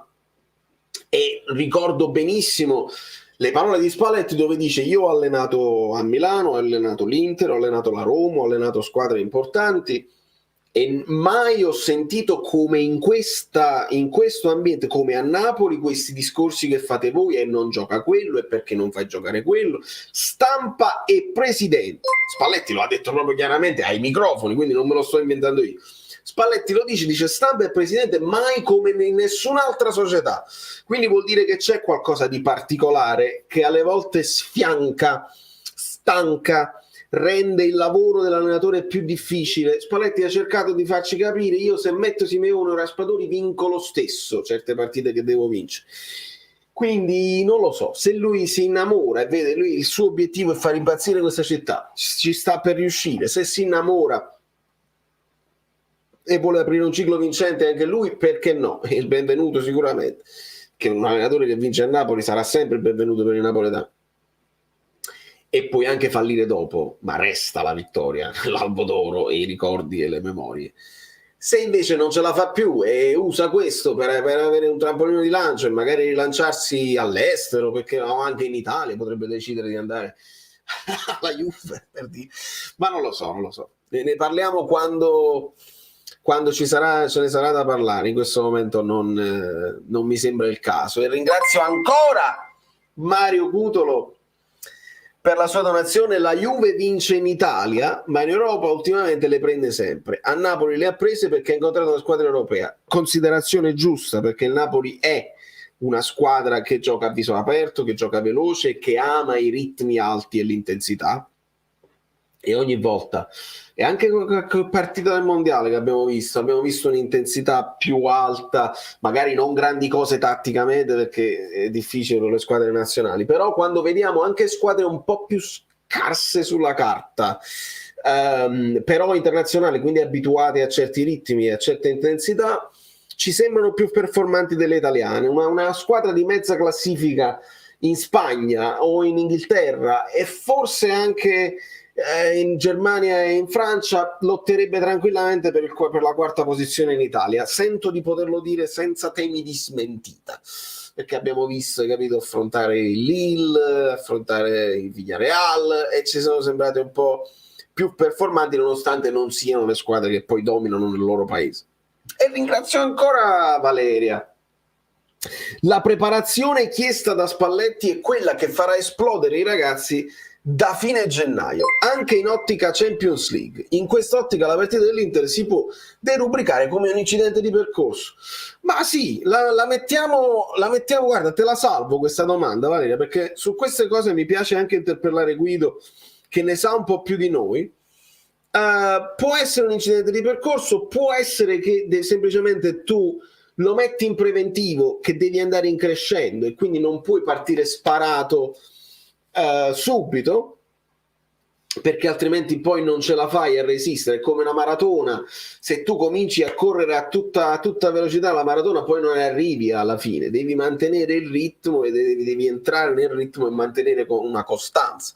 Quindi vediamo, ci può anche stare che fosse premeditato e tu con la speranza di non perderla e dici io so che non starò in grande forma, magari non la perdiamo e andiamo avanti, però abbiamo subito ripreso una buona carreggiata e vincere larghi con la Juve ti dà anche psicologicamente, ti dà più benzina da mettere nelle gambe, perché dici mamma mia, continuiamo, perché non continuiamo così e vediamo cosa si fa con la Salernitana. E ringrazio anche Francesco Fucci da Barcellona Azzurra, Pagine di Sughero, il libro che trovate in tutte le migliori librerie. Se giriamo a 50 punti vinciamo automaticamente la Coppa Italia. Sarebbe carino, ma no, purtroppo, grazie Francesco, ce la dobbiamo giocare anche in Coppa Italia. Dobbiamo dare spazio agli altri titolari, come dice Spalletti e come ha detto Fabio Versatile. Sì, è semplicemente un'altra competizione che mi fa piacere vedere, parallela, perché ci ha insegnato Benitez e noi dobbiamo ricordare gli insegnamenti di chi ha vinto in giro per il mondo. Sono allenatori importanti che ci fanno crescere. Si parla di stagione, non si parla di campionato, non si parla dei vari tornei, si parla di stagione e quindi tu devi vedere sempre nel complesso. La stagione è fatta di Coppa Italia, è fatta di Champions League o di Europa League o di niente, se non te la sei guadagnata, e di campionato. Quindi è nel complesso che devi vedere un po' tutto, perché poi quando si esalta Allegri per aver vinto 8 partite, clean sheet, 1-0, eccetera, eccetera, non si può dimenticare cosa hanno fatto in Champions, fa parte della stagione, e se tutti volevano Allegri out non era solamente per l'andamento in campionato ma anche per le brutte figure in Champions, perché se poi vai a vedere la classifica stanno lì con l'Inter e con il Milan. Allora sono tutte e tre disastrose e ho ragione io che la Serie A è scarsa, Se tutti quanti Allegri out, allora anche Pioli out e anche Inzaghi out. O sono tutte disastrose, oppure stanno facendo una roba media tutti quanti e non dobbiamo essere trancianti con i giudizi. Mi sembra giusto. Allora, scorrono un po' tutti i messaggi. Dobbiamo arrivare però, mi sa, a 400 like. Vedi un pochino? Controlla un attimo. Spero che non vende e che per almeno come con Maradona dura per qualche anno. Magari tu parli di ciclo. Certo, Maradona venne in una squadra che lottava per la retrocessione, cambiò la mentalità, indicò anche sicuramente un paio di caselle da riempire, si fece il mercato che si doveva fare, abbiamo detto anche con la curiosità che il Napoli cercava Vialli e poi prese Careca al posto di Vialli, e si potrebbe fare, però non abbiamo un Maradona.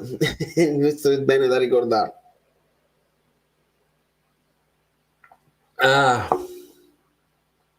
Meno 12, dai. Parlo dell'irrealizzabile, ma se Spalletti va via, un Klopp da noi in difficoltà a Liverpool, un Klopp da noi sarebbe stupendo. Che ne penso? Che sarebbe stupendo, che è uno di quei personaggi, oltre che sul campo, anche fuori dal campo, che mi piace tantissimo, che mi piace veramente tanto. E magari ha bisogno di nuovi stimoli, però con Klopp prende proprio dei soldi che non penso che De Laurentiis voglia mai dare. Da scempio! Caputo Francesco, domanda. Al di là di venerdì, mantenere la costanza è un imperativo? Forza Juve, Allegri out. Allora, sì, l'ho detto, forza Juve, Allegri out. Vabbè, ma io leggo, quindi non c'è problema. Mantenere la costanza è un imperativo? Sì, perché se no vai in difficoltà. Vedi un pochino quello che è successo all'Inter l'anno scorso, e mi ha dato la sensazione l'Inter l'anno scorso che l'ha persa un po' lei il campionato. Venivano da favoriti, avevano la squadra per vincere subito, non è che hanno aperto un ciclo, hanno comunque una squadra un po' vecchia che deve vincere al momento, e hanno fatto quel filotto di pareggi incredibili, la pareggite, e lì hanno perso un pochino terreno e hanno permesso a Napoli e Milan di riavvicinarsi. Poi il Napoli ha inciampato, il Milan ha continuato, il Napoli e il Milan hanno fatto un campionato veramente simile l'anno scorso, però al momento clou il Milan è andato avanti e il Napoli è un po' inciampato in quelle 3 partite, Roma, Fiorentina, Empoli se non sbaglio, e lì l'ha perso l'Inter. Il Napoli è chiaro che deve mantenere una certa costanza di punti e di rendimento, proprio per non fare queste, perché esistono queste strisce così. Speriamo non ci capiti, ecco, speriamo non ci capiti. Meno 7, meno 8. Dai. Fabio Minichino. Elimina virtualmente Chilillà, non servono. Non solo l'esercito italiano, ma soprattutto napolitano. Esatto, Fabio. Ma tu parli di qualche tifoso che non serve in chat? Vediamo, perché penso che voi state parlando tra di voi con la Piovra. Io non lo so se la Piovra vedi tutto sfocato. Prova a riaggiornare YouTube, perché a volte lo fa. Allegri, lasciatelo dov'è.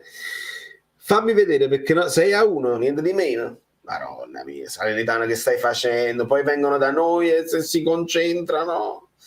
Madonna mia. Il fusarrista. Qui a Torino è stata ancora più bella. Io non lo sapevo che tu stavi a Torino. Grande. Ipotesi formazione contro Cremonese e Salernitana. Rivedremo Demme, Simeone e Raspadori. Fabio, non so Demme, Simeone me lo aspetto, non so Demme, Raspadori pure me lo posso aspettare, quindi mi aspetto magari riposo di Kvara, un riposo di Di Lorenzo, non è che me lo aspetto, me lo auguro, me lo auspico. Quindi io ti cito Sirigu, Berezinski e magari Ostigard o Juan Jesus, uno dei due, chi ha più bisogno di giocare. Forse Juan Jesus ha bisogno di giocare, Ostigard è fresco, il ragazzo. Raspadori e Simeone sì. Su Demme proprio non lo so, mi posso aspettare più Gaetano che Demme. Minuti per Zerbin, Dombelé, sicuramente cose del genere.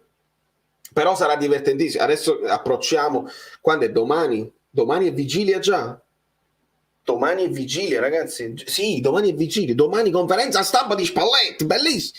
E domani iscrivetevi al canale, lasciate i like, perché domani ci divertiremo con l'ipotesi di formazione, perché sarà veramente difficile. E chi vince un cioccolatino. 6-2, è finito il primo set. 400 like, siete straordinari. Fatemi vedere. Il miglior calciatore del girone d'andata è quello più deludente. Mi dai uno spunto per un video, Massimo? Bello. Ovviamente questi sono video che uno youtuber deve fare, perché attirano. E quindi fare un recap. Noi abbiamo fatto un recap alla sosta con Guido. Secondo me quei 3 video dove abbiamo parlato reparto per reparto sono molto interessanti. Se non li avete visti, andatevela a recuperare. Abbiamo fatto quel recap e abbiamo parlato giocatore per giocatore. Adesso mi sento male ad individuarne uno miglior calciatore, perché mi viene Kvara, ovviamente, perché ti stupisce. Anghissà benissimo e poi meno. Credo che il miglior calciatore possa essere Lobotka. Ha avuto una costanza di rendimento, un'importanza centrale nello sviluppo del gioco del Napoli. Ha anche fase difensiva, ha tolto anche le castagne dal fuoco molto spesso. Quando il Napoli era in inferiorità numerica, sai, qualche contropiede. Secondo me Lobotka è quello, anche Kim ha fatto un grandissimo campionato, però mi viene da dire Lobotka insieme ad Osimhen. È chiaro, non si possono dimenticare Kvara, Osimhen, però mi viene da dire Lobotka. Il più deludente è difficile, vedi anche Mario Rui, sì, però vedi Mario Rui, essendosi alternato con Olivera, che comunque ha fatto bene, ci ha fatto vedere, tra virgolette, meno continuità, perché qualche partita l'ha saltata. Quindi mi viene da dire Bobotta. De Catelare, il più deludente è forse De Catelare. Se parlo in generale della Serie A, sì, ma io credo che Massimo mi chiedesse per il Napoli e non riesco a trovare il più deludente. Forse il più deludente, mi dispiace dirlo, ma forse il Ciuchi. Forse il Ciuchi è quello che sta garantendo meno prestazione. Politano qualcosa in più l'ha fatta. Ndombele, forse ci aspettiamo qualcosa in più da Ndombele, però alti e bassi. Forse il Ciuchi quello che ha meno impressionato. Fatemi vedere anche voi che ne pensate, perché è bella sta domanda. Massimo, sì, grosso. Lozano è il più deludente. Lobotka sarebbe stato riserva in qualche altro così altra squadra di altre classifiche. Spalletti ha fatto un top player e adesso secondo me sarebbe titolare in tutte le squadre. Più deludente Lozano, Osimhen il più convincente. Francesco già fa ipotesi, si recupera Sischi, Rachmani, Ostigard insieme è un po' particolare, però ci può stare. Olivera, Lobotka, Ndombele, Zielinski, Elmas, Lozano, Simeone, ci può stare. Fabio, ma noi la pensiamo allo stesso modo, dai, vediamo il calcio in un certo modo. Dem è più deludente, non me la sento, perché ha giocato pochissimo, non ha avuto modo di esprimersi. È chiaro, risulta non parte del progetto, ma è un peccato, cioè non è proprio colpa sua. Tore Falanga, sarò stato io il 400° like? Mettete altri like, forza. Anche per gli juventini che fingono di non lamentarsi, un like va anche a loro.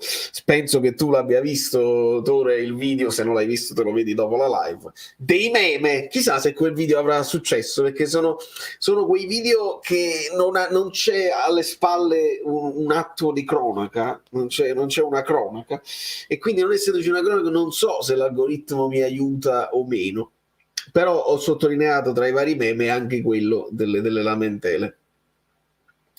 Ah già, come sono scema, risolvo subito Guido. Io aspetto Guido e non gli mando il link, ma se non gli mando il link, Guido come viene? Per colpa mia, perché sono disabituato. Ecco perché si perde con l'Inter, perché ci si disabitudina ci disabitudina alle cose da fare, alle routine.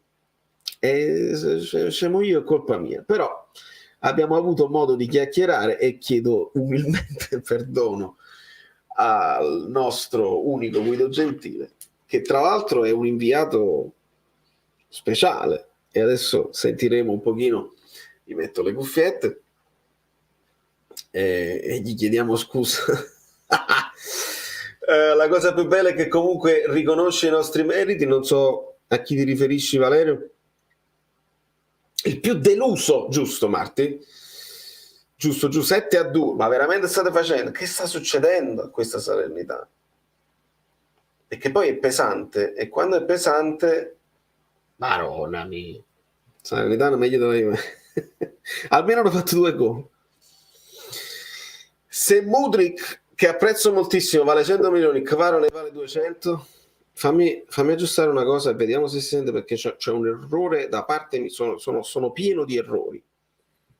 Guido Gentile, a cui io chiedo scusa perché mi sono dimenticato.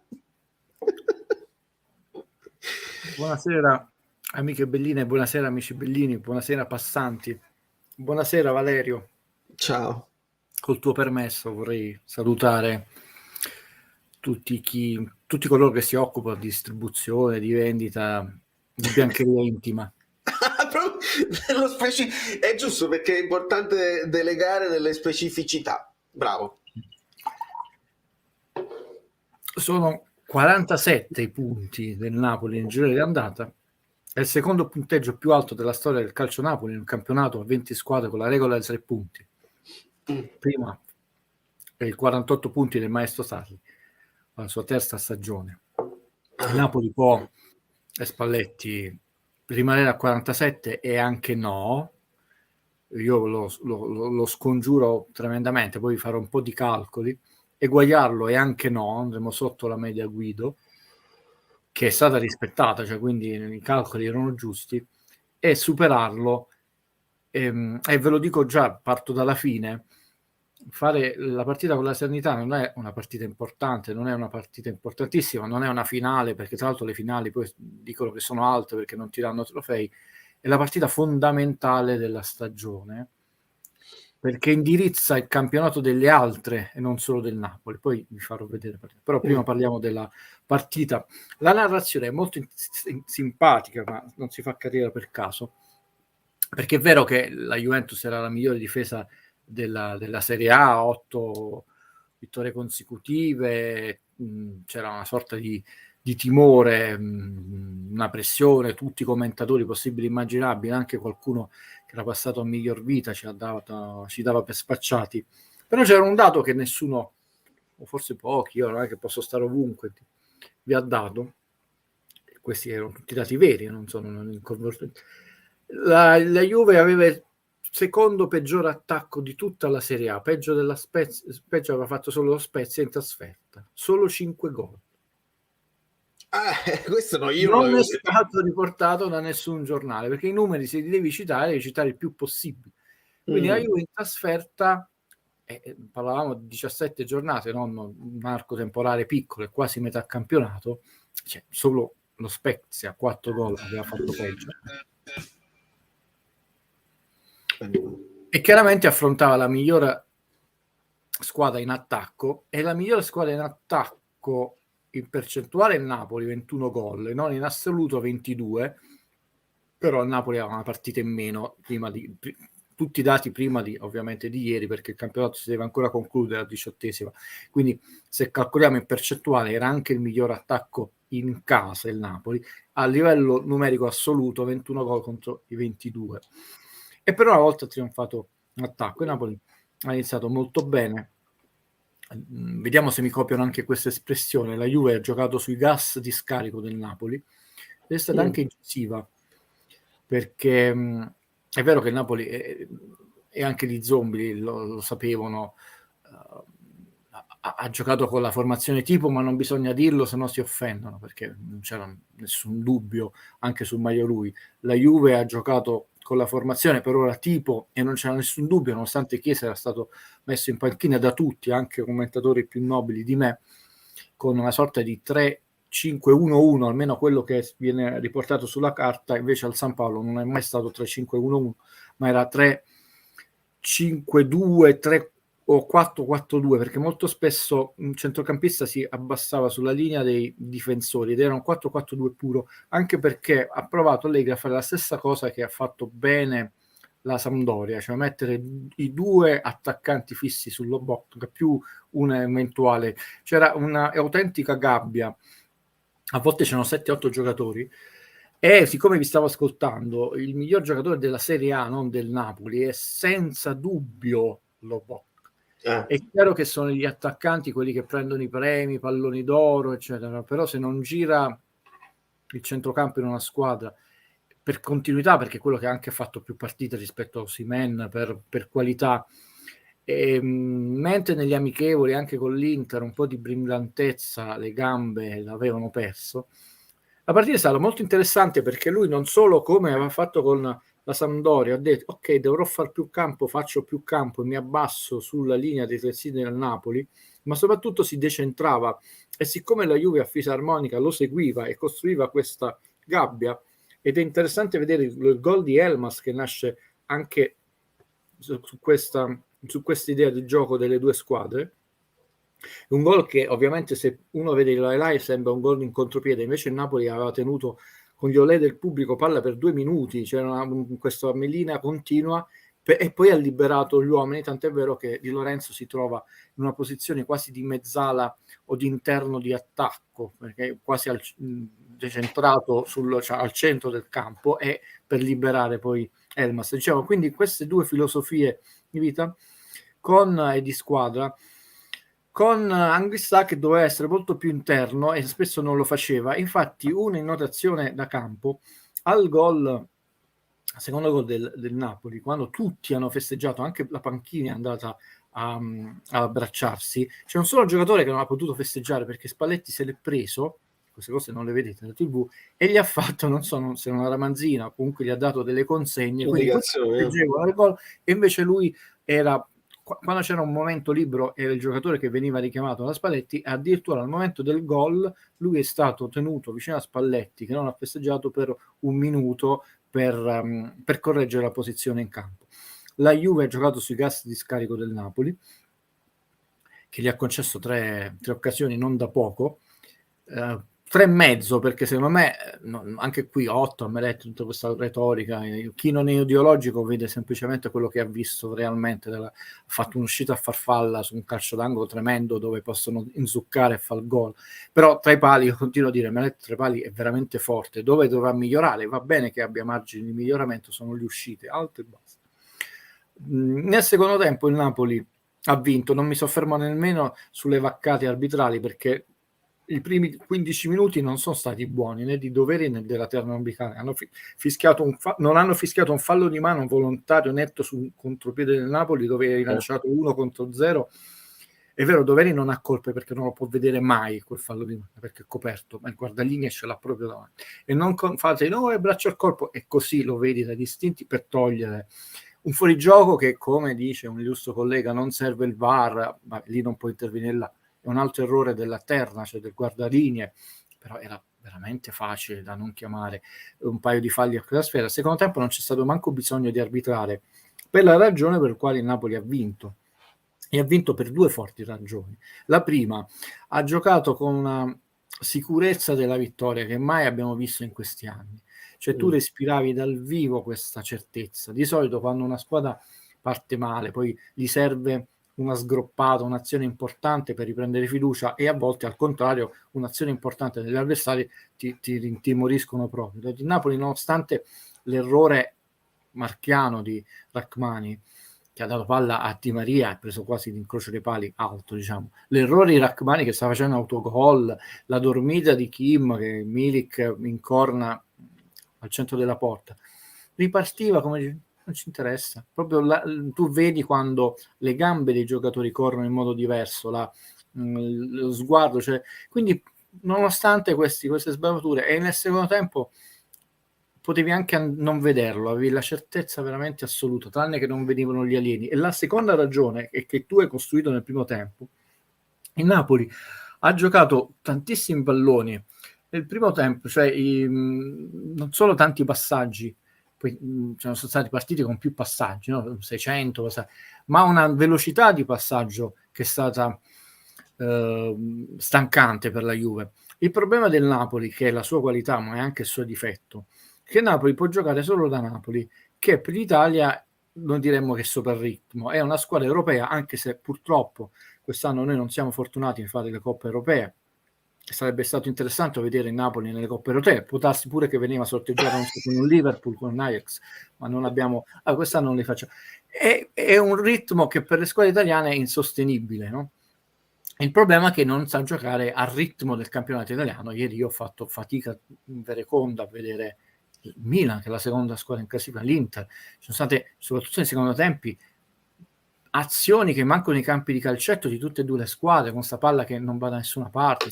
Quindi il Napoli ha giocato al suo ritmo nel primo tempo, che non è un ritmo da campionato italiano, e nel secondo tempo tu non ce l'ha fatta la Juve, non riusciva a fare manco fallo. Infatti la Juve ha fatto 9 falli, ma non perché è una squadra correttissima, perché il Napoli passava spesso di prima, neanche di seconda, con queste azioni continue dentro e fuori, dentro e fuori, dentro e fuori, dentro e fuori, che sembrano inutili, però alla fine vedete il gol di Elmas, no? Che mi ha ricordato molto il terzo gol a porte invertite, era sotto la curva B di Allan con la Lazio nel 5-0, che non è quell'azione poi di penetrazione centrale, nasceva da 29 passaggi, mi sembra consecutivo, più di 29, dove toccarono la palla a tutti, anche Pepe Reina. Quindi insomma il secondo tempo è stato mortificante, gli unici 2 appunti negativi, cambi tardivi al 62esimo, 6-4-1, devi far riposare e devi anche premiare i ragazzi che si sono allenati in settimana. Questo non puoi fare il cambio al 79esimo, all'89esimo Lozano, non ha senso, cioè, poi 3 minuti. Questo diciamo non mi è piaciuto, è l'unico che non si è inserito bene Raspadori. Il senso di responsabilità che ha chi insegna, chi fa giornalismo, dovrebbe essere importante, cioè nella vita non bisogna prendersi sul serio perché poi l'universo è gigantesco, noi siamo pulviscolo, però prendere con non seriosità, con garbo, serietà del lavoro. Quando è stato sostituito Politano, credo per indullimento, semplice indullimento al polpaccio, tutto il pubblico, ma no, ma stesso, e che sta a fare ma perché poi ripeti a pappardella quello che senti, e io in cuor mio sorridevo per detto, beh, allora Spalletti ha deciso proprio di vincerla questa partita, possiamo pure andare a casa e non vedere il resto, perché è stata una pedina fondamentale. Elmas, e bisogna vederle bene dal campo le partite, copre molto bene il campo. Spalletti probabilmente non ne aveva timore, voleva essere sicuro di non andare, visto diversi moduli o sistemi di gioco, in inferiorità, e avere un giocatore che non ha solo la progressione di Lozano e la copertura, ma ha una disciplina tattica interessante, un ragazzo che ha 23 anni, ma quella gamba che poi te le va sempre a chiudere le azioni, in un possibile tap-in, un possibile tiro, un possibile posizione sulla fascia. Infatti non è un casuale che poi a gamba per andare a chiudere quell'azione con un dribbling secco mette a terra difensore e portiere. Molto bene. Quando io vi dicevo non è una questione di pupilli che uno è fissato, che mi sembra abbastanza folle, non solo criticare, non vedere che sono necessari 3-4 giocatori in più, e ce li abbiamo di livello, che siano in forma, perché ti serviranno nel corso del campionato, e vedete come stanno servendo. Questa è la mia partita. 2 ultime annotazioni, una simpatica: mi sono letteralmente pisciato sotto dalle risate, ma proprio pisciato sotto dalle risate, perché il simbolo della Juve, che non è la Juve di Agnelli è morto all'inizio degli anni 90, abbiamo avuto la Juve di Moggi, Giraudo e Bettega, che ha dato un altro stile, poi abbiamo avuto la Juve di Andrea Agnelli. Metteteci voi gli aggettivi. Ed è l'arroganza e l'antisportività che caratterizza la Juve di questo trentennio. Sul gol di Rachmani, ma mi sono veramente pesciato sotto le risate. Schneider non ha dato la palla. Ci sta quando a volte si prende un rigore, stai su ti vai a prendere la palla, il portiere non te la vuol dare, questo mischia. No, lui ha messo la palla poco avanti la linea dell'area piccola, e poi gli ha dato un calcetto, l'ha messa un po' più avanti, cioè tra la linea dei 5 metri e mezzo e il calcio di rigore, per dire la batto io, decido io, sono io che decido, non è gol, è fuori gioco. Festeggiavano, sono finiti di festeggiare, lui non ha dato la palla, l'arbitro lo guardava, non ha dato la palla, ed erano tutti a centrocampo Juve, e lui non ha dato la palla perché per lui quello era fuori gioco, nonostante almeno il fuorigioco è abbastanza ormai certificato. Addirittura Gattuso perse la partita, gli fu dato un fuorigioco con un'avanza di un alluce, cioè di 2 centimetri. Sono piccinerie che ti fanno capire che i tempi sono cambiati. Come è sbagliato sentire un'ora e mezza di trasmissione di Vinicio, eccetera, forse è anche sbagliato. Quella Juve lì non esiste più negli uomini e anche nei commentatori. Però questa cosa non è una critica, io invece l'ho visto, no? Mi sono letteralmente fatto sotto dalle risate, perché anche perché non è stato, poi hanno dato un altro pallone, non è che è stato un secondo, cioè lui non ha voluto dare, perché ha detto, sai, quando circondavano Rizzoli, ha detto, noi siamo abituati, no? Fabio Versatile mi ha mandato un video, io non li seguo quelle trasmissioni dove dice ma c'era rigore, ma perché probabilmente eri abituato che Peperena prende la palla, Dybala si tuffa e ti danno rigore, e prima c'era su Albiol, Meret prende la palla, com'è che non ci hanno dato rigore? Detto, stanno cambiando, cioè, ognuno ha bisogno dell'ottico di riferire. Invece il fatto molto bello, secondo me, che mi è molto molto molto piaciuto, e prima lo criticavo, che la squadra ha salutato tutto lo stadio, non la curva B. Una cosa che mi faceva le scatole. Ha salutato la curva A, ha salutato il settore più nobile, più ampio del San Paolo, che sono i distinti, perché non ha il settore ospiti, non ha la tribuna family, non ha l'area stampa, quindi è quello che tira più spettatori. Poi la curva B, e poi ha fatto sorta di giro di campo, ed è stato giusto ringraziare 51.000 e passa spettatori, che sono anche perché lo stadio era veramente pieno di tanti bambini, c'erano le scolaresche con i bambini, e questa è una mia piccola soddisfazione personale quando scrissi quell'articolo, come una cosa che adesso ti manderò, che quando l'ho vista ho detto forse invece di parlare solo di Vinicio, leggenda del Napoli, potremmo anche parlare del futuro, come fanno le grandi società. Penso che te l'ho già mandata, te ne mando una a più alta definizione, perché è stata una cosa molto bella, un attore che io adoro molto, è molto simpatico, è francese, poi ha fatto a Saint Lupin, quindi insomma lo adoro. E che bello che gli hanno dato la maglia del Napoli, poi porta anche fortuna, lui è venuto a vedere il Napoli, vinci 5-1 con la Juve, queste cose insomma diventano anche folklore. Perciò il ringraziamento a tutto lo stadio è stato un bel gesto, mi è piaciuto. Questo è stato il mio umile, ed è solo un'analisi, non è la scienza esatta Napoli-Juve. Però ricordiamo, è bene sottolinearlo, che in questo caso l'hai vista dal vivo dallo stadio, e ti dà tutta un'altra prospettiva. Osimhen è un giocatore, però io me ricordo una live, te la sto mandando l'immagine fuori quota, te lo dissi, con tutti. Il Napoli è una squadra che ha ampi margini di miglioramento nei singoli, nella squadra, nella società, cioè potrebbe aprire un ciclo nei singoli, Meret, tipo nell'ufficio. Osimhen, lo capisci molto vedendolo, ha un grosso difetto, che è quello che invece non aveva Hamsik fin da giovane: arriva male sul pallone, perciò ha sbagliato un gol che era più facile farlo che sbagliarlo. Quando è entrato in area, è tirato da 7-8 metri, ha tirato sopra la traversa. Tipo quello di Lukaku, sì. Un altro errore. Perché lui arriva male sul pallone a volte. Noi ci siamo soffermati proprio la distanza tra il piede e il pallone, le cose, per quanto tu sia più distante, però vedi meglio, vedi anche la velocità, quella reale delle giocate. È una squadra che può migliorare da tutti i punti di vista, tecnico, tattico, mentale, quindi non ha raggiunto il massimo della maturità, e questo dovrebbe far preoccupare. È bellissima questa immagine, lui era al San Paolo.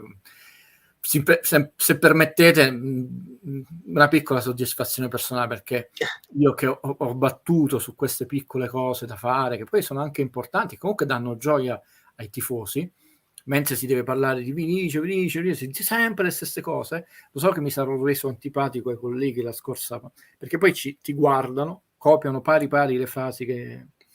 Se domani ti trovi gas di scarico, Questo è un po' difficile perché è veramente abbastanza... È stato è un bel momento, lui poi c'ha questo sorriso, questo attore, che ti ispira una simpatia spontanea. Questo è stato il mio giocatore partita, giocatore campionato fino a questa 18ª. Valerio Lobotka è di un altro pianeta. Perché ci muove ancora di più di Jorginho. È più dinamico, fa più fase di ha più progressione. Lui quando non è che Jorginho era un moto continuo perché toccava molti più palloni, ma in modo impressionante. Ieri hanno toccato nel primo tempo, secondo me, più o meno gli stessi numeri di palloni Kim, Rachmani e Lobotka, una cinquantina a testa. Poi andrò a vedere i dati e che quando lui prende le palle, se vuole lasciarti sul posto e ti lascia sul posto e tu non lo prendi più, quindi significa controllo non solo del corpo, del pallone, del campo. È bello vedere la gente che gioca a pallone come si gioca sempre di meno. Ieri sono state veramente brutte. Io penso, per chi paga il biglietto Lecce-Milan, c'era un mio carino amico avvocato, ha detto: Guido, è una partita orribile, cioè, uno ci va perché il cuore, ma proprio orribile. Inter Verona, ragazzi, è sempre... sono squadre che hanno fatturati molto più grandi del Napoli. La Juve c'ha 3 volte il fatturato del Napoli, c'ha 2 volte il monte ingaggi, perché stanno facendo passare, c'ha campioni del mondo, gente che ha vinto più di scudetti, cioè la narrazione, no? Sembra, no, ma questo il Napoli ha vinto con la Juve. Nel Napoli non c'è un giocatore che ha vinto uno scudetto, cari colleghi. Cosa state raccontando? Voi avete Rabiot, Di Maria, che ha appena vinto un campionato del mondo, che quando vuole ti mette la palla dove vuole lui, ma non scherziamo, no? Avete comprato Locatelli, che non è andato a una squadretta come l'Arsenal, pessimo campionato sta facendo l'Arsenal, Vlahovic, che non è il Napoli, però lo dico, è tutto un altro pianeta. Allora, nel frattempo io ho recuperato un po' di messaggi anche precedenti all'arrivo di Guido, colpa mia che Guido non è arrivato prima perché non gli avevo mandato il link, quindi... Meno noia per voi. Ma quando mai? E ringrazio tutti, quindi ragazzi facciamo arrivare messaggi e commenti e domande a raffica. Ce n'era una di Giuliano prima che diceva: lancio una provocazione, questo Napoli è un punto di arrivo o un punto di partenza? È blasfemo pensare che questa squadra possa regalarci 4-5 anni a questi livelli. Quindi questa è una cosa che noi in privato ci siamo detti, non è una provocazione. Ritengo che sia un punto interrogativo, vedi, con tutto il rispetto lo diciamo per Vinicio, noi dobbiamo parlare dell'attualità, perché poi sembra che mio padre, che l'ha conosciuto Vinicio, l'ha visto di persona, cioè, ma se poi prendono un pezzo e sembra che per me è una leggenda Vinicio, umana e calcistica, sia chiaro, però si deve parlare di Napoli-Juventus adesso, in un campionato importantissimo, e fai 1 ora e mezza di trasmissione di Vinicio. Non lo toglio, e invece una domanda del genere è una domanda interessante, perché da un punto di vista proprio calcistico, sia di società, calcistico, cioè in campo, questa è una squadra che ha ampi margini di miglioramento e ha anche una formazione molto giovane, cioè tanti ventenni. Quindi manco a farlo apposta, vedi questo amico Bellino. Io ieri notte ho mandato a Valerio un messaggio, ho detto: se noi l'anno prossimo facessimo 2 acquisti, non 50 acquisti, noi apriremo un ciclo, ci mettiamo lì, non ci toglie nessuno. Il problema è che partiranno delle persone, quindi devi vincere oggi, non perché siamo il Napoli, perché storicamente noi una sola volta, lo ripeto, siamo stati favoriti. Però è giusto paradossalmente che tu chiuda un ciclo di una squadra che invece dovrebbe aprire un ciclo, perché Elmas ha 23 anni, Kvaratskhelia ha 21, cioè Nuto che avevi citato tutti, abbiamo un sacco di... Meretta ne ha 24, no? Che per un portiere come 20, no? Abbiamo dei 91, Mario Rui, cioè, però anche Kim è giovane, non è più Koulibaly che era del 91, quindi abbiamo una squadra che ha 4 anni buoni di maturazione che sono importanti. La sensazione una è quella di Spalletti, che vince e se ne va. Io a questo punto non voglio dirvi una cosa privata che ho scritto a Valerio, perché era una mia preoccupazione. Per me Spalletti è un genio, e non lo dico perché poi veramente è una frecciata noi sappiamo chi tu è un genio, perché quello che ha fatto in conferenza stampa ha tutta la mia ammirazione, perché c'era l'ipotesi, ero un po' preoccupato e non voglio dire cosa, è l'ipotesi, allora è un genio, lo capirò, ha scritto Valerio, quando vedo i giocatori in campo, li vedo riscaldarsi, li vedo convinti e lì allora mi sono messo sereno, ho detto è un genio, e quindi un genio che vince, sbatte la porta, ti saluta, ma va bene così. E il punto è confermare immediatamente Giuntoli, che ha un altro anno di contratto, cioè tu mi devi costruire, rafforzare questo Napoli e costruire il Napoli futuro. Il mio incubo, ve l'ho detto, è che poi la Juve, che è sempre più insistente, perché la Juve poi quest'anno che farà? Riesce la prossima settimana, poi vediamo tutti i calcoli che vi faccio, è decisiva per il campionato, ragazzi, no, non è lungo, no, la settimana prossima si decide metà campionato, non serio. Ci sono tante cose, però diciamo calcisticamente, come società e come giocatori, noi abbiamo tutti, diciamo, non solo le possibilità, tutto il dovere di aprire un ciclo. Il punto è che si rischia di vincere e chiuderlo, perché Kim ha la clausola, ma ci sono tanti giocatori, probabilmente tra Lozano, Meret, Osimhen, perché non lo puoi trattenere, e altri 2, 4-5 giocatori partono. Non è, se visto, vedi Giuntoli che ti è andato a prendere sti talenti, il problema, se partono, il problema è che li devi inserire e poi Giuntoli Ricominciare. quindi uno ci serve che ti dia continuità, perché se no rischi, dici, partono 4-5 giocatori e mi fermo, sono stato lungo, parte l'allenatore, parte anche il direttore sportivo, si deve proprio rifondare da tutto, almeno partiamo da qualcuno che ha uno storico nel Napoli. Però Sì. vediamo, noi saremmo contenti se si aprisse un ciclo, cioè io ve lo dico oggi perché lo sentiremo martedì, io voglio vincere la Coppa Italia, non usciamo dalla Coppa, no, io voglio vincere la Coppa Italia e mi porta a vincere lo scudetto, non usciamo dalle coppe perché ci stanchiamo e così non giocano mai gli altri giocatori, no, questa cosa non la voglio sentire quest'anno, perché di nuovo quella mentalità perdente che noi abbiamo visto ci ha portato a perdere, quindi non è che siamo usciti dalle coppe e poi abbiamo stravinto, cioè io voglio un elemento di discontinuità, quello che non ci fu a Milano. Abbiamo visto un forte elemento di discontinuità, non è il 5-1 che comunque rimane nella storia della Juve, è la sicurezza totale con la quale tu hai affrontato la Juve. Vi posso assicurare che non era minimamente in discussione. Ci sono delle partite dove tu senti la paura e la trasmetti tu, te la trasmettono loro. No, zero. Sicurezza assoluta. Tu dici del calcio non si ha mai, no, delle cose proprio... E questo è stato un elemento di forte discontinuità, perché poi 10 e 4 sono due mondi diversi. E avete visto il Milan quanto ha accusato il colpo, la filosofia nello sport, psicologia nello sport è importante.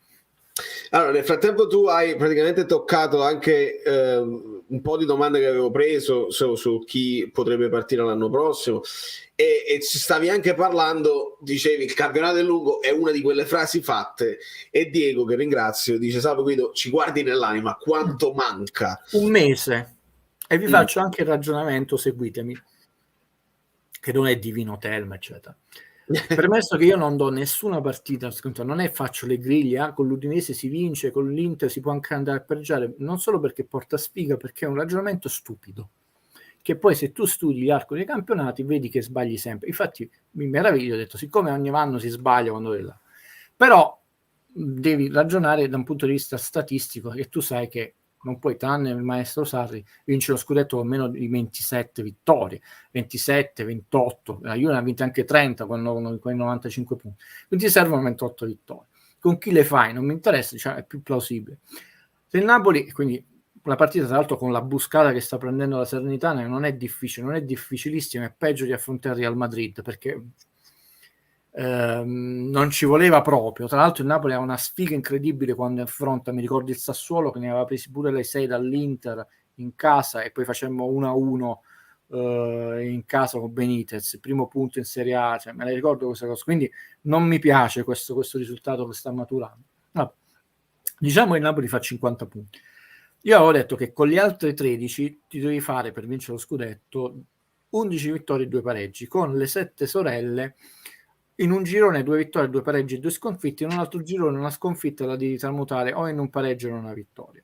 Quindi con le 13 noi siamo in media e dobbiamo per forza vincere con la Salernitana, così abbiamo fatto la media Guido, 11 vittorie e 2 pareggi. Con le 7 sorelle Metonte stesse, il Napoli siamo sopra media perché gli hai vinte 5 su 6, bene, però peccato perdersi la media. I 50 punti che significano, amiche Bellini, amici Bellini? Significano che il Napoli ha messo il paletto dello scudetto. È chiaro che nessuno di noi può dire il Napoli farà 41, però seguite il ragionamento. Diciamo che il paletto è: volete vincere lo scudetto, ragionate da 91 punti. Siccome facciamo un gioco che tutte fanno 40 punti e tutte non fanno 40 punti, perché se la Lazio perde col Milan, tanto non le può fare 40. Diciamo che la Lazio perde col Milan, l'Atalanta perde con la Juve e sono 40, 40, 40, 40. Quindi significa automaticamente che Inter e Milan e Juve devono fare 51 punti. Storicamente il Milan non li ha mai fatti in un campionato a 20 squadre, cioè una sola volta 50 punti in un girone di ritorno che ha fatti l'Inter di Conte, la Juve ne ha fatti più volte con Allegri. Quindi storicamente è una squadra che c'erano altre dinamiche, anche al trovarle, cioè una squadra che però storicamente li può fare. Parlare di 7 sorelle, mo ti mando un file, è una cosa talmente ridicola perché storicamente negli ultimi 8 gironi, tranne le 3 sorelle, nessuna fa 40 punti. Adesso noi stiamo cominciando a fare 40 punti. Fare 51 punti, amiche, significa 17 vittorie e 2 sconfitte o 16 vittorie e 3 pareggi.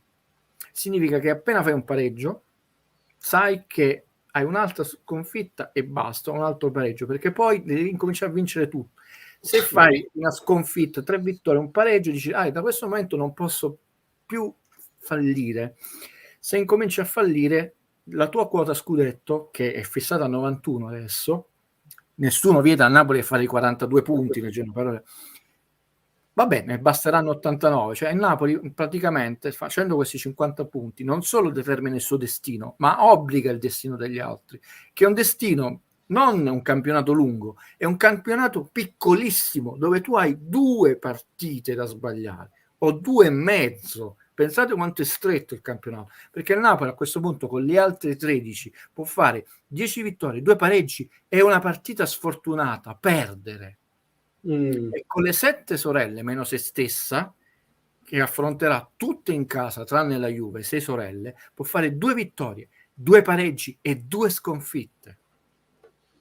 Non è un rullino di marcia scontato, infatti non è facilissimo, ma non è più da incubo, non ti stressa. Non è un miracolo, non è un miracolo sportivo. Non ti stressa più.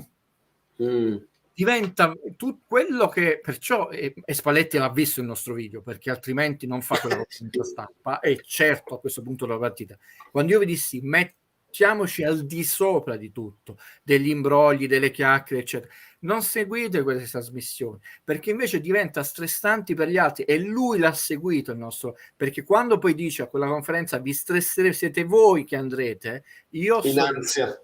Sì. Beh, le cose non capitano per caso, perché le parole come te le copiano. Quindi la partita con l'Atalanta è fondamentale per noi e se fai bene obblighi gli altri. E siccome è matematica che una sola squadra potrebbe fare 51, perché ovviamente se tu puoi sbagliare 2 partite, sono Inter, Milan e Juve, e tutte e 3 le abbiamo date per gioco interrisultati vincenti la prossima domenica, non le sto né gufando, io non gufo, amiche juventine, come si chiama, perché lo trovo stupido, da ignoranti e porta pure male, né gufo al contrario, no, io valuto la situazione più sconveniente possibile, immaginabile per me, che vincete tutte e 3, no? Che siccome sono 3 e tu puoi sbagliare 2 partite, una può fare 51 punti, perché ovviamente se la Juve e non può perdere con Milan e Inter, perché ovviamente sarebbero 6 punti, no? Se la Juve vince tutte, ne pareggia 2, quelle tutte che ha vinto, le ha vinte anche con Inter e Milan, che a questo punto hanno già 2, una e una sconfitta. Cioè è un fatto molto semplice in realtà, però nessuno applica la matematica al calcio, perché devi fare politica, devi parlare male anche questa settimana della moglie di Mertens, devi parlare di Vinicio, e lo so, ragazzi, qualcuno disse perché qui non sta in TV. perché sennò sarebbe troppo facile e il calcio diventerebbe troppo colto e anche meno violento. Avremmo molta più bambini, gente felice allo stadio, meno gente che si picchia negli autostrade, fatemelo dire. Perché siamo complici con un certo tipo di narrazione violenta, stupida, superficiale. Siamo complici. Non io ero all'ESEL, non potrò mai essere complice della violenza, manco verbale, mai nella mia vita. Al massimo giro le spalle e me ne vado, è capitato, ma siamo complici. Quindi spero di avervi detto, e adesso ti mando il file, perché poi c'è la storia, no?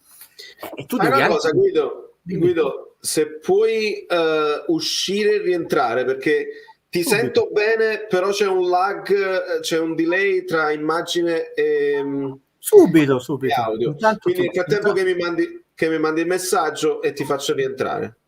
Grande, grandissimo. Ragazzi, l'ha spiegata bene.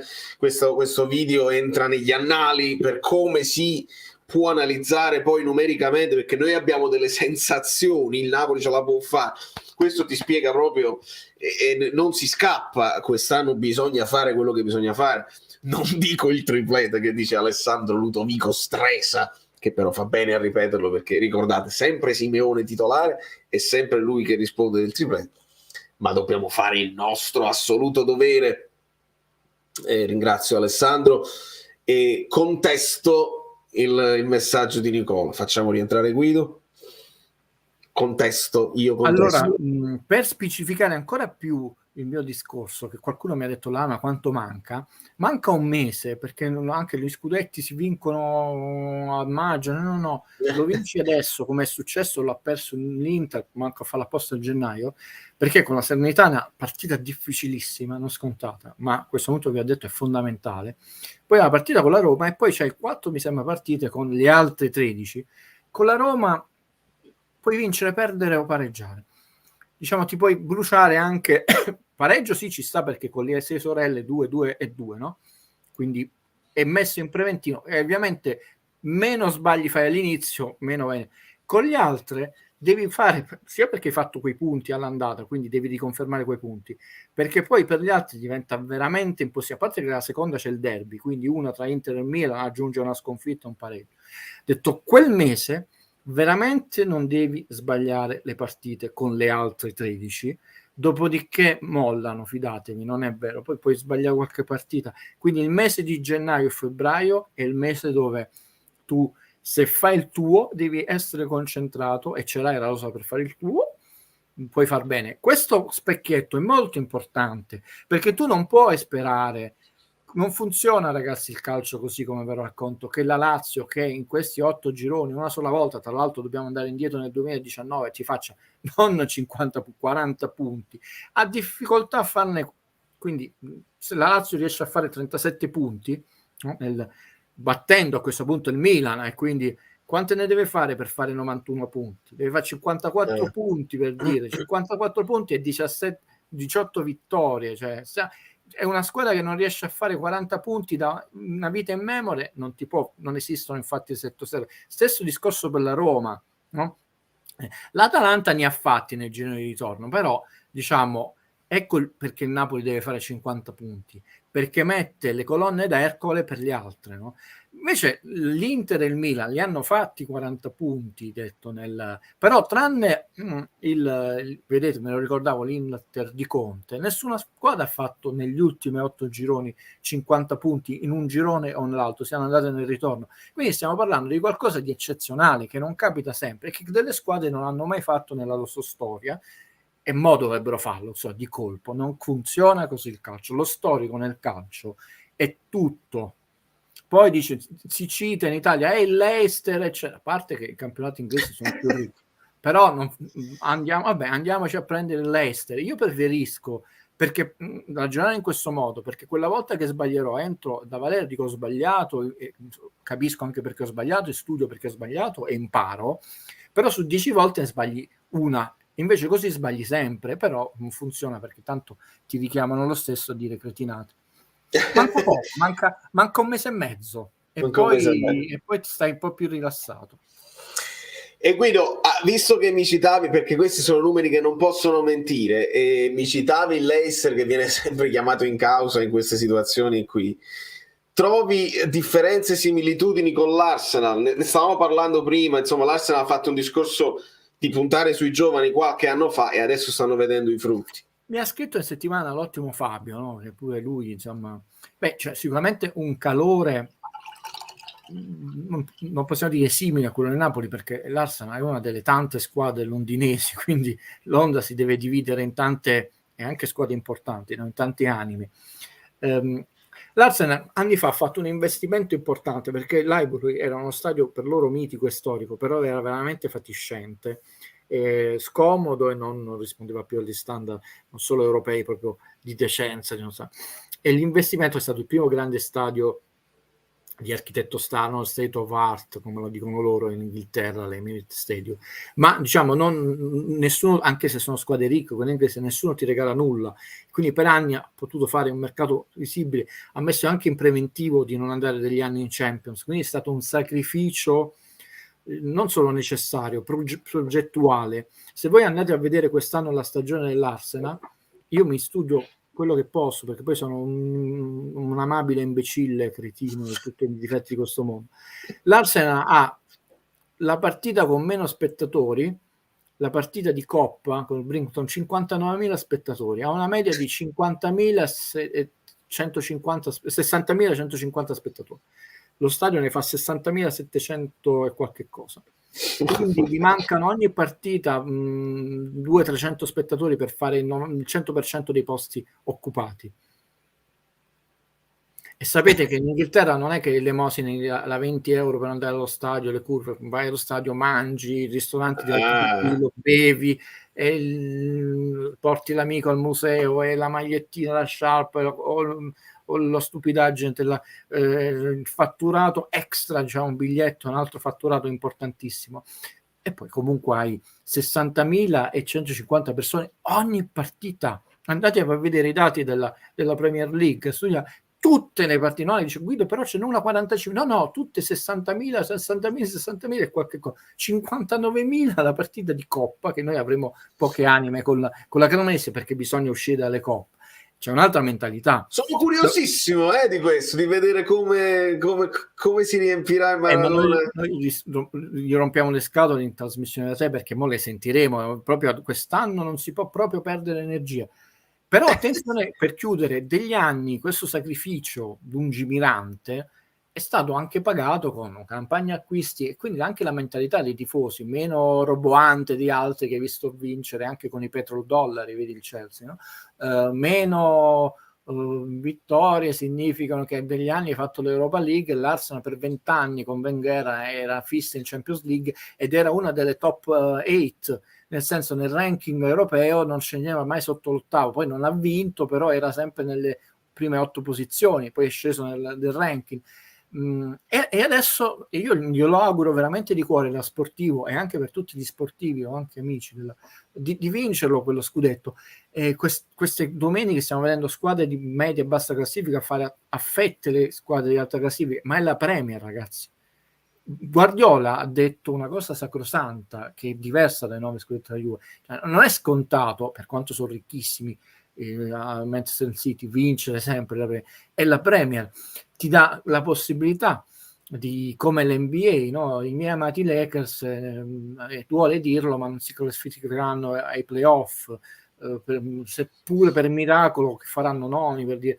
E sono i campionati che, anche se sono multimiliardari, con alcuni che sono molto più multimiliardari, scusate la rosetta di altre squadre, però diverse. Quindi l'Arsenal se lo sta progettando e programmando questo scudetto, che è stato anche frutto di sacrifici grossi, cioè addirittura uscire dalla Champions, perché altre squadre avevano introiti maggiori, giocatori maggiori, e adesso sarebbe bello per loro non solo vincerlo, ma vincere addirittura con una politica, e mi unisco a quello che mi chiedeva Valerio all'inizio, addirittura di ringiovanimento della rosa. Però qua, e chiudo, Valerio, dobbiamo ricordarci che per loro, come per esempio in altri campionati, non è un azzardo e non c'è tutta questa retorica o pericolo a far giocare un ventenne. Noi abbiamo visto anche in partite con la Champions League con 16-17 anni che hanno fatto il sederino, ma ormai è anziano, no? Ricordiamoci Mbappé giovane che non gioca, no?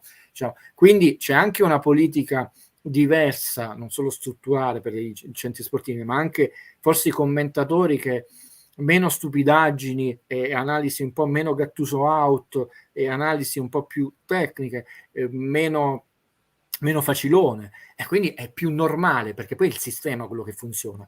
È chiaro che il Maradona, il Pelé e Mozart è l'eccezionalità, ma tu il sistema non lo devi basare, perché quella te lo dà il Padre Eterno, il caso, e viene sempre dalla povertà, spesso assoluta. E invece tutti quei talenti sono costruiti su numeri grossi, quindi quei numeri grossi non tutti diventano talenti da premio, però è un sistema che funziona meglio anche nella tutela letteraria, scusate questo neologismo, questa forma, no? nel racconto, che è un racconto onesto, non significa non enfatico, però onesto nel dare e nel togliere. E quindi ci sta, non è un grosso scandalo, tra virgolette, che possa vincere, perché è un sistema che ti consente di non bruciare i giovani. Quando io vi faccio vedere i minuti, scusate la lungaggine, non è fissato sui minuti, è per far capire, ragazzi, ma se non sta giocando mai, no, Zerbini come Zanoli, non sentite quelli, no, ma il nuovo Maldini, eccetera. L'allenatore non lo sta facendo, e se tu non giochi, come fai a imparare, a migliorare, a entrare in forma? Infatti tra Demme e uno dei due terzini, uno partirà, se non tutte e due. Uno è partito, ci ho preso, ma io non faccio mercato, pensate un po'. Allora, si parlava della Cremonese. Fabio ti chiedeva una domanda per Guido. Cremonese ha cambiato allenatore prendendo Ballardini e l'affrontiamo in Coppa Italia. Dopo questa debacle a Salerno si parla già di Colantuono. Può essere una difficoltà maggiore? Una domanda onesta, io mi sono sbilanciato quest'anno con molta serenità, ricordando sempre che noi non siamo favoriti, servono 7 cose. Ho detto, ragazzi, dopo aver visto tante squadre, tante partite, calcisticamente noi possiamo vincere. Si tratta di capire se basta calcisticamente. Negli anni abbiamo visto tutti i numeri, non è bastato calcisticamente, perché ho trovato anche molto scortese da parte di alcuni colleghi criticare i perdenti, Caglione, eccetera. Mi ha fatto gioia e tenerezza vedere il Caglione, lo meritavano, era una generazione vincente che non ha vinto per questioni extracalcistiche, chiamiamo di finanza creativa, di arbitri miopi o presbiti o distratti o Saravar che però non ha vinto. Noi non rispettiamo le regole, come ci ha ricordato Andrea Agnelli, loro sì, non li vinciamo su un campo come ha detto Lapo, anche perché se li avessimo giocati sul campo forse qualche cosa in più l'avremmo. Calcisticamente noi non ci dobbiamo più far distrarre da queste cose, devi giocare il tuo calcio al tuo ritmo. La difficoltà di Spalletti è cercare di portare più giocatori possibili in un buono stato di forma e quindi meglio con i cambi. Secondo me la partita con la Juve era una di quelle partite. Valerio, io sono d'accordissimo con quello che hai detto, non enfatizziamola, sono state partite più belle e più difficili. Il secondo tempo è stato mortificante, la Juve non riusciva a farti fallo, a fermarti, loro che li fanno, perché era proprio un altro, perciò ha perso 5 partite su 6 in Champions League, pur essendo di seconda fascia. Noi non lo sappiamo cosa avremmo potuto fare quest'anno in Champions League per questo maledetto problema che non ci siamo qualificati, come le TV ci hanno sempre ricordato, e quindi non abbiamo la prova del 9, ma abbiamo la prova del 9 che la Juve ha stentato in Champions League. E quindi un po' di ironia, consentite. Assolutamente. Quindi non dobbiamo cadere in questa trappola, è cambiato allenatore, adesso la scotta, dobbiamo fare il nostro calcio. I due imprevisti quali sono? ADL che comincia a sclerare e gli infortuni, perché abbiamo 3 settori delicatissimi, Meret, Di Lorenzo e Lobotka, gli altri ce la fai, è inutile nasconderci, perché per quanto sì, una partita puoi tamponare con Demme, ma c'è molta differenza. Tra l'altro Sirigu ha problemi alla schiena, abbiamo visto che Osimhen, che fa letteralmente paura dal vivo, in senso buono, nel senso una velocità, una fisicità, ragazzi, quello quando stacca sembra Michael Jordan, mamma mia. Sì, ma con una leggerezza, non ti dà l'impressione di aver avuto sforzo muscolare, fatica, proprio vola. E il Napoli, che ha avuto un periodo bellissimo di calcio spettacolare, ma mancava, no? Con i piccoletti, con Sarri, ha un'arma in più, quella aerea. Quest'anno ha fatto tanti gol già di testa. Ragazzi, la diversifica. Quando Guido viene qui dice solo cretinate, però dicevo mi piacerebbe vedere Di Lorenzo attaccare un po' dal suo piede debole, perché diventa più imprevedibile, più incisivo, se invece di entrare, e quando ti fa 2 cross anche ieri, no? Avantieri ormai, sì, è domenica oggi, e poi il cross di Di Lorenzo non viene quel movimento all'interno per tirare, ma andando all'esterno, Kvara fa il tiro al volo, cioè, ragazzi, tu cerchi di analizzare in maniera non ideologica, non attaccando le mogli dei calciatori e i nomi dei figli, forse vedi un po' quello che succede in campo, quindi dobbiamo fare il Napoli, non abbiamo l'obbligo morale, non abbiamo l'obbligo fattore fatturato, non abbiamo nessun obbligo, questa è la cosa importante, abbiamo solo l'imperativo calcistico di vincere, perché calcisticamente lo stiamo certificando sul campo. Il Napoli è primo nei punti, primo nei gol, primo nel possesso palla, primo nei tiri fatti, primo nei tiri fatti nello specchio, secondo nei calcio d'angolo, primo negli assist, secondo, cioè è primo o secondo in tutte le ultimo nei falli, ultimo nei ultimissimo nei falli, per dire. Guido, mi stavi parlando, per arrivare poi a vincere lo scudetto, delle varie cose anche extracalcistiche. Una delle cose extracalcistiche è questa che ci dice Anna. Cosa ne pensate della punizione per i prossimi 2 mesi no trasferte? Per me la soluzione dei Cerotto mi sembra impossibile, anche un approccio olistico che implichi la collaborazione dei club. Quindi, e Angela aggiunge, non si può sentire che tutti i tifosi del Napoli debbano stare a casa per certi delinquenti quando ci sono telecamere dappertutto e si possono prendere per portarli in galera. Tu ne hai parlato spesso di questa situazione, dicendo che mi fai a fare la tessera del tifoso quando poi... Ma guarda, Angela è sempre molto attenta. Io sono un inguaribile ottimista, lo disse addirittura un amico prete, quindi figurarmi. Quindi la frase che sto per dirvi, tutte le persone che mi conoscono hanno per motivi spiegabili sempre piacere frequentarmi, che si rilassano, quindi di solito tu non ti rilassi con i disfattisti pessimisti. Questa, diciamo, decisione certifica, meno male che Valerio sta a New York, il fatto che io non vedrò in vita un calcio civile, morirò prima, è la certezza assoluta, non è pessimismo. Io sono andato all'Esel, che era 29 maggio 1985, ero un bambino, quindi sono passati più di una generazione, più di 25 anni, e abbiamo chiuso una generazione, stiamo a metà della seconda generazione, abbiamo superato ampiamente, diciamo, una generazione, con questa politica, che poi vengono sempre messi in mezzo, che è una politica tipica italiana, cioè mi costringe Angela a fare la persona onesta, rischiando, diciamo, a dire quello che non viene mai detto. È una questione politica. Il calcio è stato, perciò esercizio del potere, e politicamente si è deciso di fare questa cosa qua per difendere 2 o 3 società.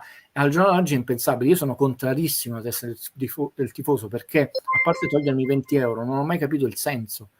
Tu mi fai comprare il biglietto con la carta d'identità elettronica, o se non ce l'ho elettronica con la tessera sanitario. Ce l'ho già il documento digitale, non ne ho bisogno. È legato alla mia identità reale, la tessera sanitaria. Ce l'ho. Tra l'altro scade in 5 anni, invece quella del tifoso in 2 anni, 1 anno e mezzo, 2 anni, perché ok, mi compro pure la tessera del tifoso e rispondo, però poi, visto che sai chi sono, un certificato non ha nessun valore, perché tu non è che poi lo puoi esibire, perciò mi incavolo, come un documento di identità. È un documento che non vale, non è un documento di identità, neanche la patente lo è, perché devi avere la vecchia patente rilasciata non dalla motorizzazione, dalla questura, dalla prefettura. Però, diciamo, in un mondo cartaceo c'aveva un senso. In un mondo estremamente digitalizzato, dici, tu per comprarti il tuo biglietto devi associarlo alla tessera sanitaria. Quindi tu sai che Guido Gentile, Valerio, se hanno comprato questo biglietto, stanno lì, eccetera, eccetera, appunto. E sei tu, non io, che mi devi dare la possibilità, perché io ti sto pagando il biglietto, sai chi sono, sai dove abito, tutto sai di me, perché poi la tessera sanitaria sai anche il mio cassetto fiscale, le medicine che compro, quindi è veramente una stortura la tessera del tifoso, quindi sai tutto di me, tutto. mi devi dare almeno il diritto di poterne andare a vedere sta partita. Cioè tu non puoi poi una settimana prima, oppure vedi adesso Club Napoli che hanno degli affiliati che pagano una testa per vedere le partite, hanno casomai organizzato già il pullman, eccetera, che quindi sono tutti tra virgolette scalati, e tu mi devi dare il diritto di una cosa che io ho acquisito essendo un libero cittadino onesto. Poi tra l'altro stai contradducendo quello che è il diritto sportivo e il codice. C'è il codice con tutti i reati, no? C'è un diritto sportivo che dice delle cose, una cosa accaduta a 150-100 chilometri lontano dallo stadio, quando non c'è manco la partita, no? Dove tu hai nome e cognome di tutte le persone che paradossalmente sono state rilasciate, cioè con una stortura incredibile, e adesso devi condannare Guido, Fabio, o Molli o chiunque a non andare a vedere una partita lì. Ma non solo non, Valerio, non risolvere il problema, ma avere, ripeto, ve lo dice un inguaribile ottimista, la certificazione, perché noi abbiamo visto in questi anni, in questi 30 e passanni, che tutta una serie di politiche, perché queste sono politiche, hanno portato che gli stadi sono vuoti e in Inghilterra sono pieni. La gente si insulta perché sono 4 scemi. Allora già non sono 4 scemi, erano 300. Già la politica sono 4 scemi perché ne hanno nominato già 200 napoletani, quindi già da 4 sono diventati 300. Però quei 300 hanno più valore che un reato amministrativo, penale, poi dipende dagli avvocati, no? Perché poi può anche dire mi hai sequestrato, io non ho potuto proseguire con la macchina, ti faccio causa per sequestro di persona, no? O per interdizione di servizio pubblico, perché tu l'autostrada, per quanto sono cose complessissime, non c'entra niente il calcio, è tutta narrazione. Però noi dobbiamo stare attenti come giornalisti, migranti, femminicidio, super stupidaggine, perché quello è un omicidio gravissimo, non bisogna ammazzare nessuno. Però sento ancora nominare la morte di Ciro Esposito perché è morto di infarto, no? Tifosi del Napoli, no, sono delinquenti, sono criminali, sono cittadini italiani. Non è caratterizzante il fatto che siano tifosi, che hanno commesso un reato che poi gli avvocati stabiliranno quali, perché no? E invece i tifosi del Napoli, ma non sto sia chiaro, Valerio, giustificando, ma non è l'elemento caratterizzante il fatto che sono tifosi. Per me un mafioso, un camorrista, un chi che sia, è un mafioso, un camorrista, che sia tifoso di A o B o C, non è quello l'elemento caratterizzante. L'elemento caratterizzante è che ammazza le persone, che spaccia droga. Che poi tifi Napoli non è né una giustificazione né un aggravante, non è nulla. La sua, come Valerio è un musicista, io sono un critico cinematografico, la nostra caratterizzazione è, a parte essere brave persone, è la qualifica professionale che abbiamo acquisito con tanti anni di studio e di lavoro. Che io sia tifoso del Napoli non conta un cavolo, conta che io insegni bene, no? Allora tutto questo è sbagliato perché avremo la certezza che in quest'anno intanto non risolveremo il problema, creiamo delle persone più scontente, creiamo delle persone che hanno a questo punto subito un'ingiustizia sociale postuma al campionato in corso, perché mo non potranno andare a vedere una partita per colpe che non hanno commesso. Ma c'è la responsabilità oggettiva, scusate la lungaggine, ma la domanda è veramente tosta. Ma tu mi hai detto che nella prossimità dello stadio, della struttura sportiva, a questo punto uno a Trieste blocca un supermercato e dice che il tifoso del Napoli, vietate l'ingresso ai supermercati e tutti i tifosi del Napoli, ma siamo alla follia, ragazzi. Però è un fatto politico, perché altrimenti sia la sinistra che la destra, perché appoggiano determinate frange di tifosi, incomincerebbero a farsi. Non si è mai voluto risolvere da un punto di vista politico. E la mia categoria giornalisti è complice con una narrazione, perché quello che è successo a Milano all'interno dello stadio, nel momento di una partita che ha fatto sgombrare 4 persone, però si è sgombrata tutta una curva, quindi io so quante persone occupano i posti di quella curva, però sono 4 imbecilli. E no, perché li posso contare quanti erano i posti di quel settore. Non è successo niente. Diventa ghost, diventa una cosa simpatica da raccontare, non mi sembra che vietata la cosa. Lì doveva essere chiuso San Siro, ho detto bene, no, allora vai andare a prendere quelle persone, come diceva giustamente Valerio, ormai abbiamo le telecamere in 8K, manco in 4K, vedi pure se mi sono fatto male la barba, ma di cosa senza dubbio. Allora, è una cosa molto grave, perché crea un'ingiustizia sociale, primo, che non è più legata, scusami Valerio, al calcio, perché alla fine, vabbè, non ci andiamo a vedere una partita di calcio, non è questo il problema, è che tu mi dai un messaggio molto grave che affronti determinati reati che sono reati in un modo da un lato superficiale. Cioè, c'è il precedente che tu puoi bloccare un'autostrada e non ti succede niente, perché questo però è bloccato le trasferte. Cioè il buon Fabio Versati, che non ha fatto niente, stava sul divano, stava al lavoro, stava baciando sua moglie, stava facendo i fatti suoi, non può andare a vedere una partita, non stava commettendo nessun reato, forse stava dormendo, per dire. Quelli che hanno commesso reato per il reato scarcerati e pagano le altre cose, ma vi rendete conto della gravità? E ci dovrebbe essere uno Stato che oggi ha mezzi tecnologici, ha i droni, le cose che erano immaginabili negli anni '80 quando è successo il fenomeno degli hooligans, che decide, allora, togliamo questa testa del tifoso, chiunque per comprare un biglietto deve comprarlo con la carta d'identità elettronica, se non ce l'ha con la tessera sanitaria. La tessera sanitaria ce l'abbiamo tutti perché ti arriva a casa, è l'unico documento che te lo mandano a casa. Punto. Atto semplicissimo, la colleghi al numero della tessera sanitaria e sai che quel giorno vai tu e quando entri allo stadio devi passarlo col chip. Basta, finito. Abbiamo già la tecnologia e non implica nessuna spesa supplementari, sia per le società, sia per lo Stato e sia per i contribuenti. Perché non lo si fa?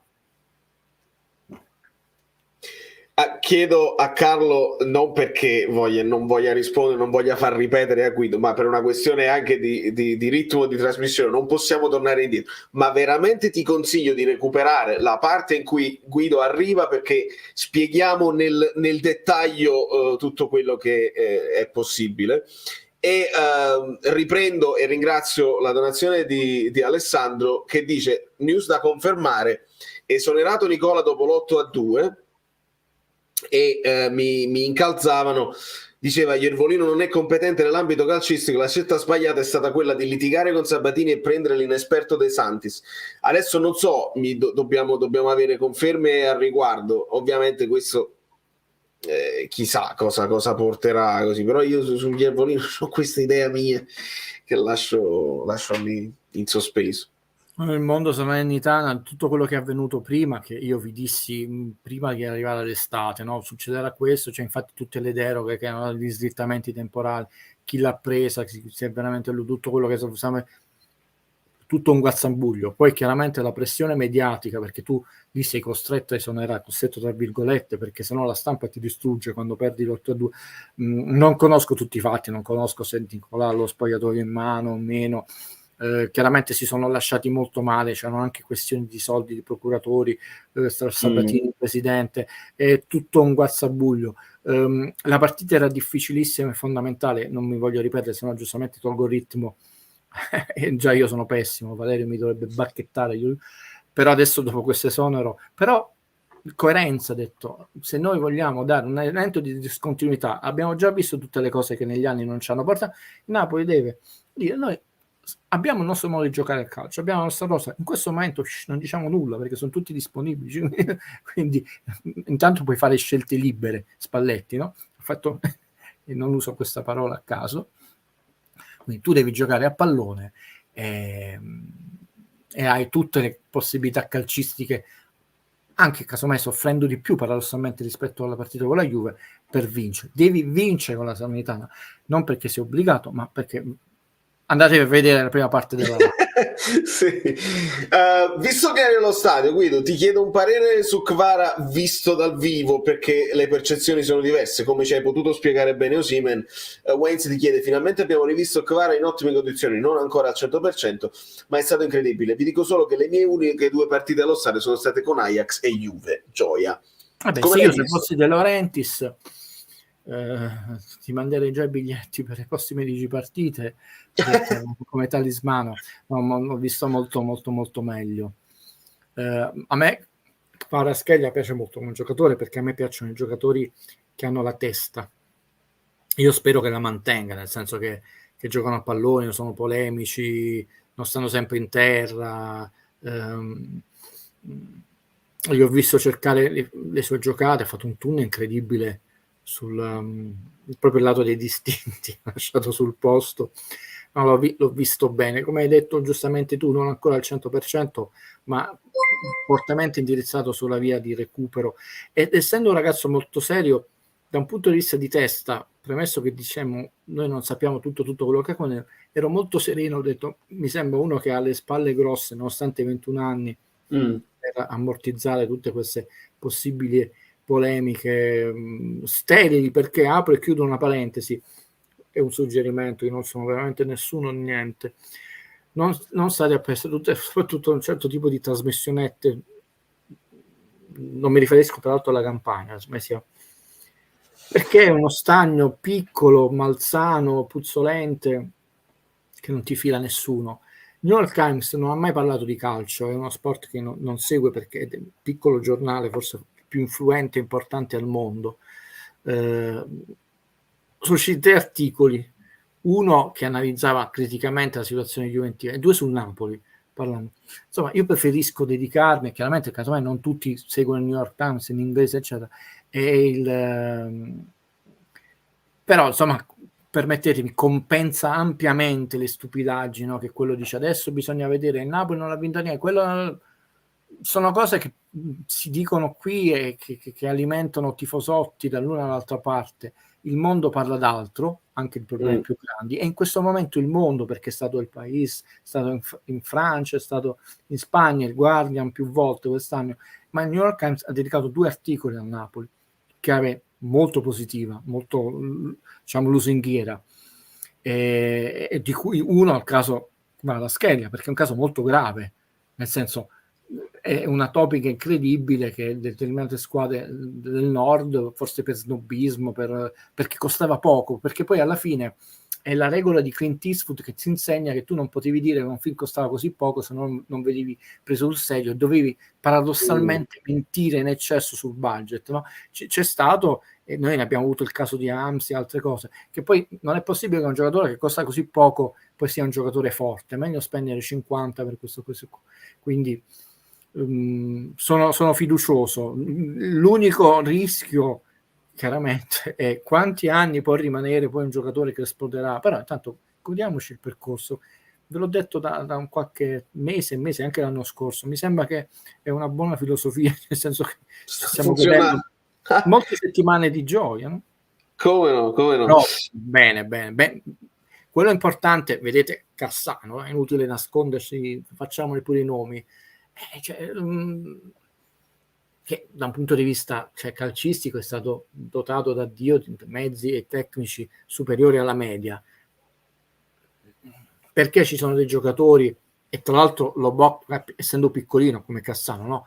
Sta entrando in condizione prima, perché è probabile che comunque un certo di preparazione che ti manterranno segreta, ed è giusto che sia così, possa pesare. Ma io che vi ho detto, i giocatori alti, muscolari, ci mettono più tempo di giocatori piccolini che possono entrare in condizione qualche settimana prima, ma è un fatto semplicemente che una fascia muscolare di un giocatore di 1,80 m, di 80 kg o di 1,85 m, di 85 kg è diverso da uno bassino. Quindi Kvara, che è magrolino e longilineo, però non è piccolino come Mario Rui, eccezionale come Lobotka. Quindi però è importante che abbiano la testa, perché la testa poi ti fa diventare un campione o essere un eterno irrisoluto.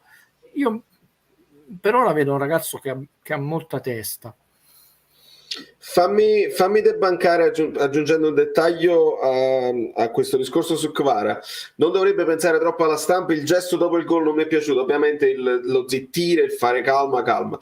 È importante ricordare che questo gesto lui lo ha fatto anche in passato, nello specifico lo abbiamo visto per la prima volta nella partita con il Liverpool e nessuno stava parlando di un Kvara non in forma, di un Kvara che c'è dubbi, anzi eravamo in brodo di giuggiole tutti.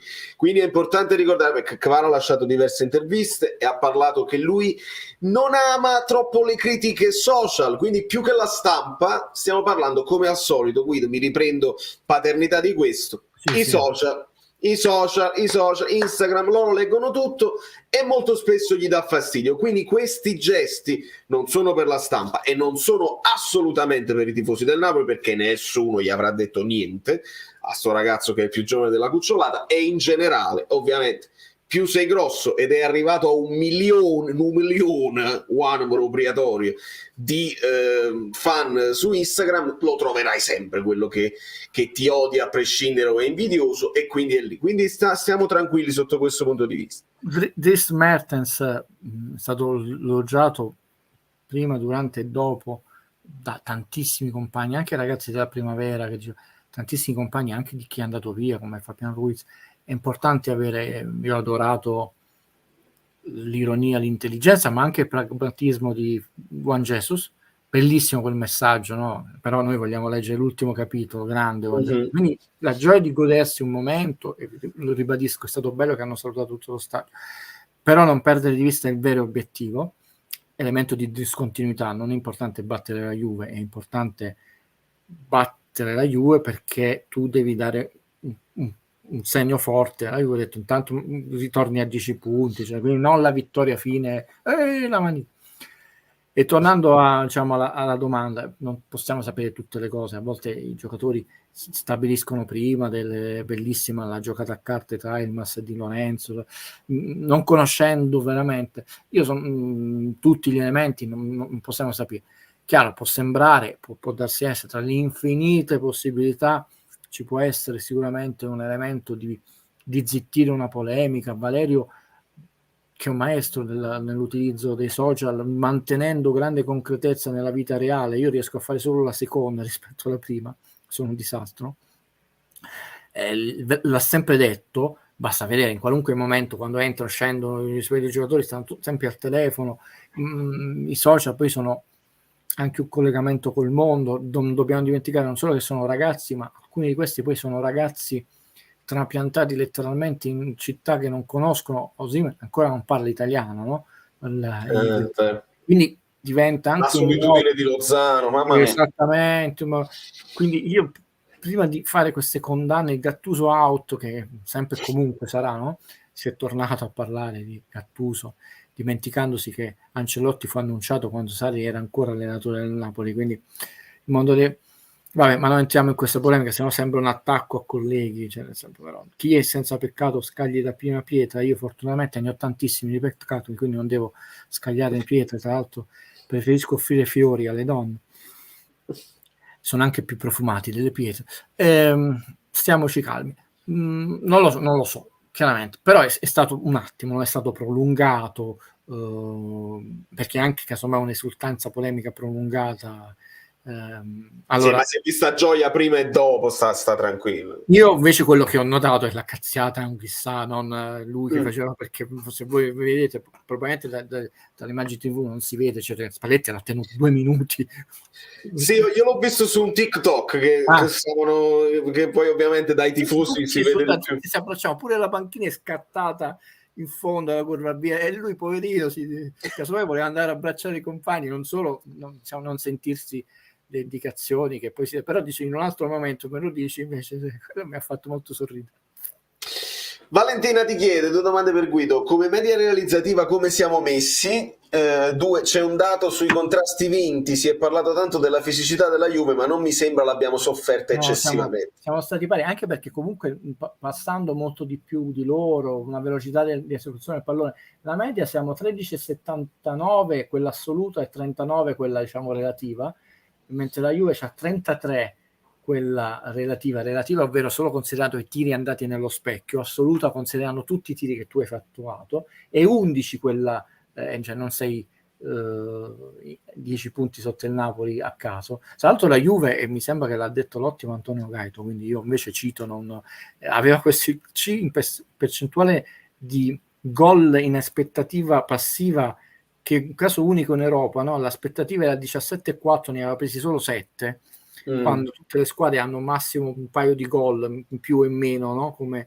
intervallo. Anche il Napoli ne aveva aspettativa 15, ne aveva presi 13, cioè, e quindi un dato abbastanza forte come scostamento. Però il dato, quello che nessuno diceva, che questi non segnano fuori casa, cioè, in questo momento a campionato, perché oggi probabilmente quello dell'Atalanta salirà, c'è la Fiorentina che ha 24,7 quella totale, l'Inter 14,3, 42 perché è una macchina da guerra l'Inter, la Lazio 39 e 15,59 quella sempre, il Milan 36,12, cioè vedete che poi questo dato, il Napoli è secondo in pratica, è secondo all'Inter, che però prende tanti gol, ed è secondo di pochissimo rispetto a quella assoluta, perché quella assoluta l'Inter è 14,3, il Napoli è 13,79, gli altri anni quando arrancavamo non eravamo secondi, quindi deve mantenerla questa, con questa solidità difensiva vai a vincere lo scudetto. Le squadre infatti che inseguono anche con i punti, quindi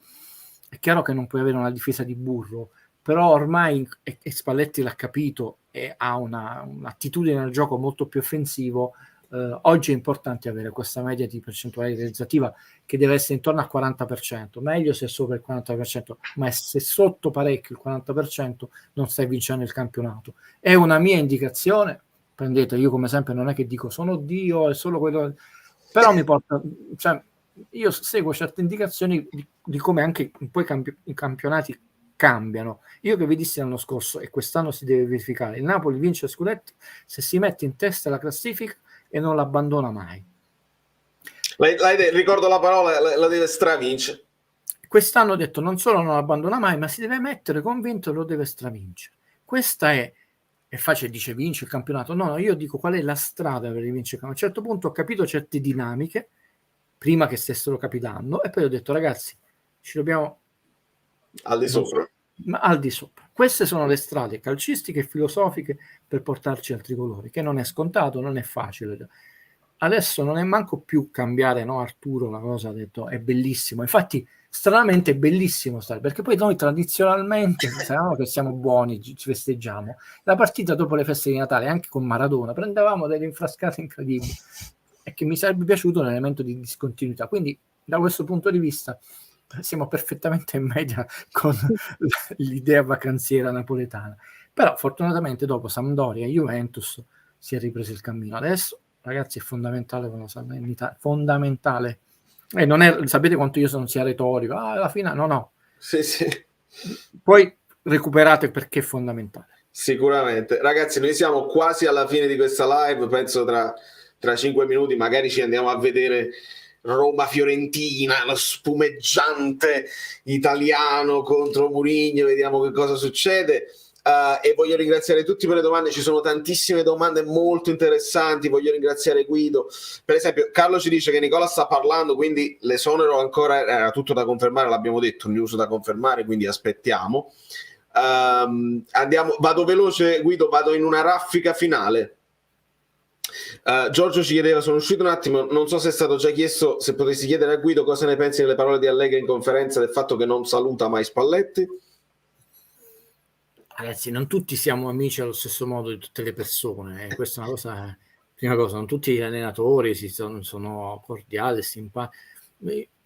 Premesso che rispetto la domanda di questo amico Bellino con il rispetto, con simpatia e educazione, però sempre segui quello che abbiamo detto prima della live, soffermiamoci su elementi più importanti. Capisco che poi la narrazione delle trasmissioni, perché poi l'ottimo Fabio in questo periodo è molto attivo e mi manda lui, manco fosse mi ha detto stampa e lo ringrazio, è sempre premuroso, non mi interessa che un collega ha detto un gesto di retrocessione, ti fa distrarre dall'elemento chiave, l'elemento chiave che tu devi vincere il campionato.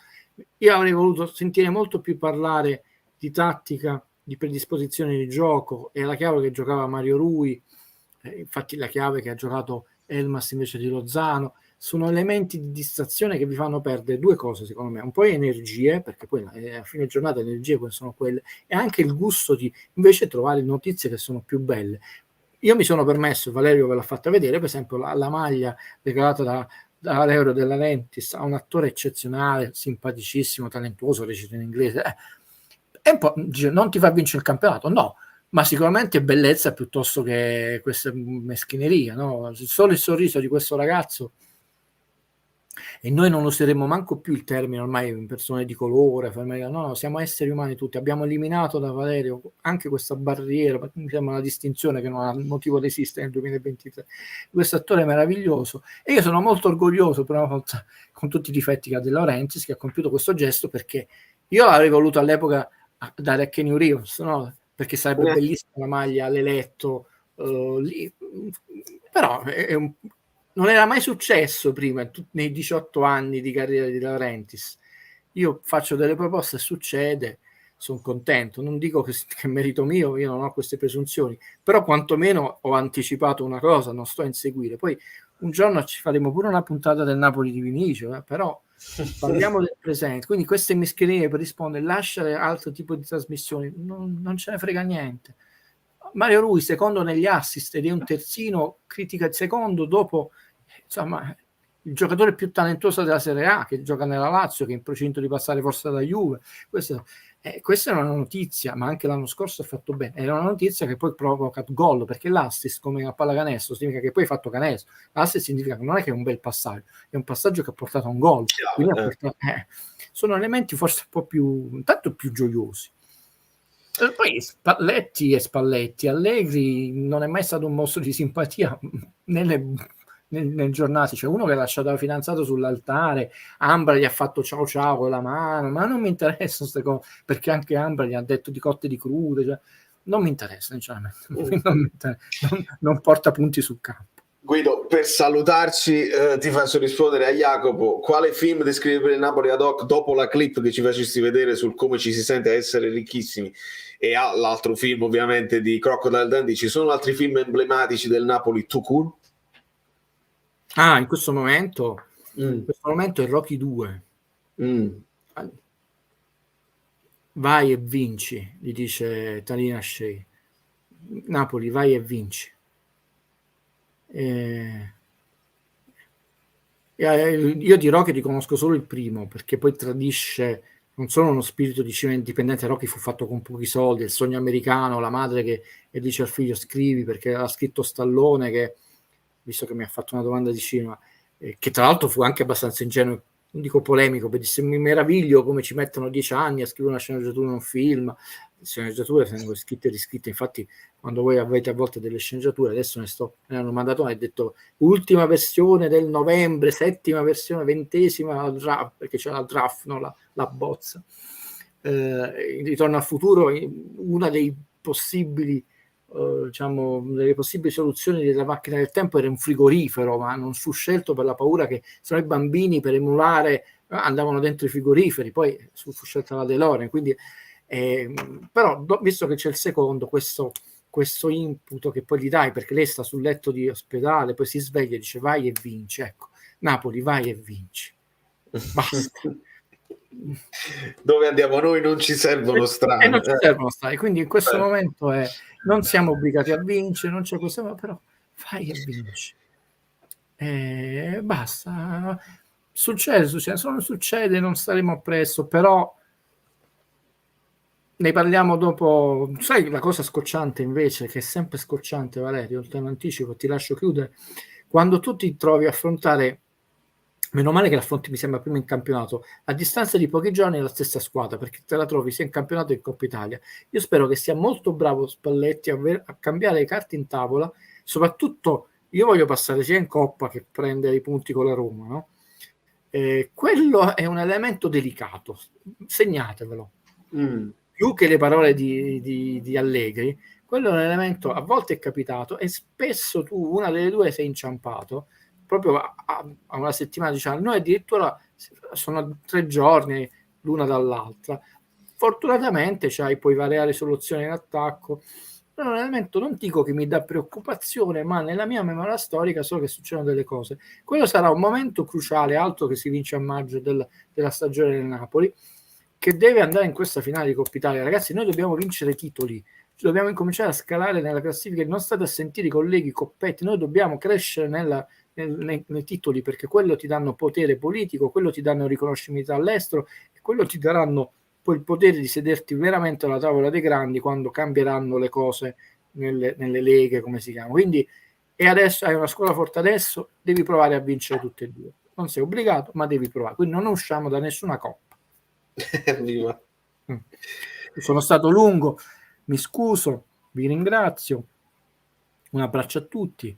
Il prossimo film, nella mia pigrizia, mi è stato anche richiesto, c'è un Batman, lo devo fare, è quello di Spielberg.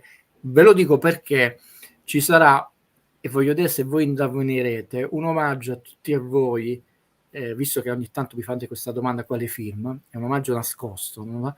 poi ovviamente chi indovina lo capirà, chi non indovina poi ve lo dico, nascosto nel video ci sarà un omaggio, un ringraziamento in particolare a Rita, che è una donna eccezionale, a Valerio, a tutte le persone che grazie a te sono venute forse per idea ai fiumi dell'Arco a scriversi, mi hanno fatto raggiungere questo 1000, quindi ci sarà un omaggio molto speciale legato a un'idea speciale della vita, del cinema e non solo, non voglio dare indicazioni, che spero porti anche bene, ma sicuramente è una cosa che dà gioia, soprattutto quando sei bambino, non voglio dirvi altro, quindi sappiate che quando verrà questo video, guardate bene tutto, quella cosa nascosta nel video è il mio personale ringraziamento. Io non faccio ringraziamento, grazie a Valerio, li nascondo i ringraziamenti perché sono più, e voi sappiate che è un ringraziamento a tutti voi che siete stati generosi.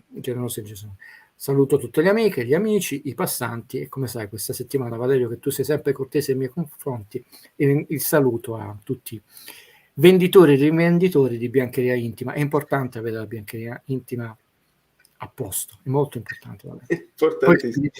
Ciao.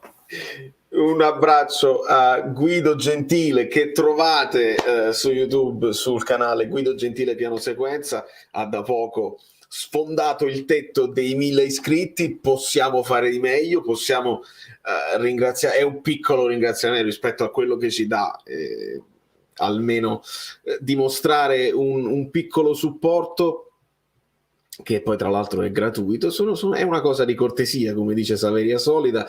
Ringrazio e saluto tutto, mi sono preso tutto il sole giamaicano, non proprio, però un po', questo sarebbe già stare così mi fa sentire un po' meglio, si sta meglio abbronzati senza dubbio, e c'erano anche domande bellissime, il grandissimo campionato, come ti spieghi l'appiattimento del calcio italiano? Ne sto parlando da una vita, Salvio ci parlava di Elmas e ne sto parlando da un piccolo flex, ne sto parlando da una vita. La domanda scomoda di Francesco Fucci, se il sistema poi dopo c'ha una reazione se noi dovessimo vincere, domanda bella su Anghissà, che dobbiamo capire qual è il vero Anghissà, insomma i punti di penalizzazione alla Juve probabilmente se ne parla l'anno prossimo, ma io non vedo l'ora di vedere la nuova puntata di Report e di indignarmi, di sdegnarmi e poi di non vedere che niente cambierà. Da New York, Valerio Fluido è tutto, ma non si può cambiare, non si può chiudere la live senza dirvi quello che poi è la cosa più importante di questa giornata, che adesso voi vi andate a vedere la Roma, vediamo un pochino, ognuno sa il che fare suo, ma la cosa vera importante che abbiamo capito oggi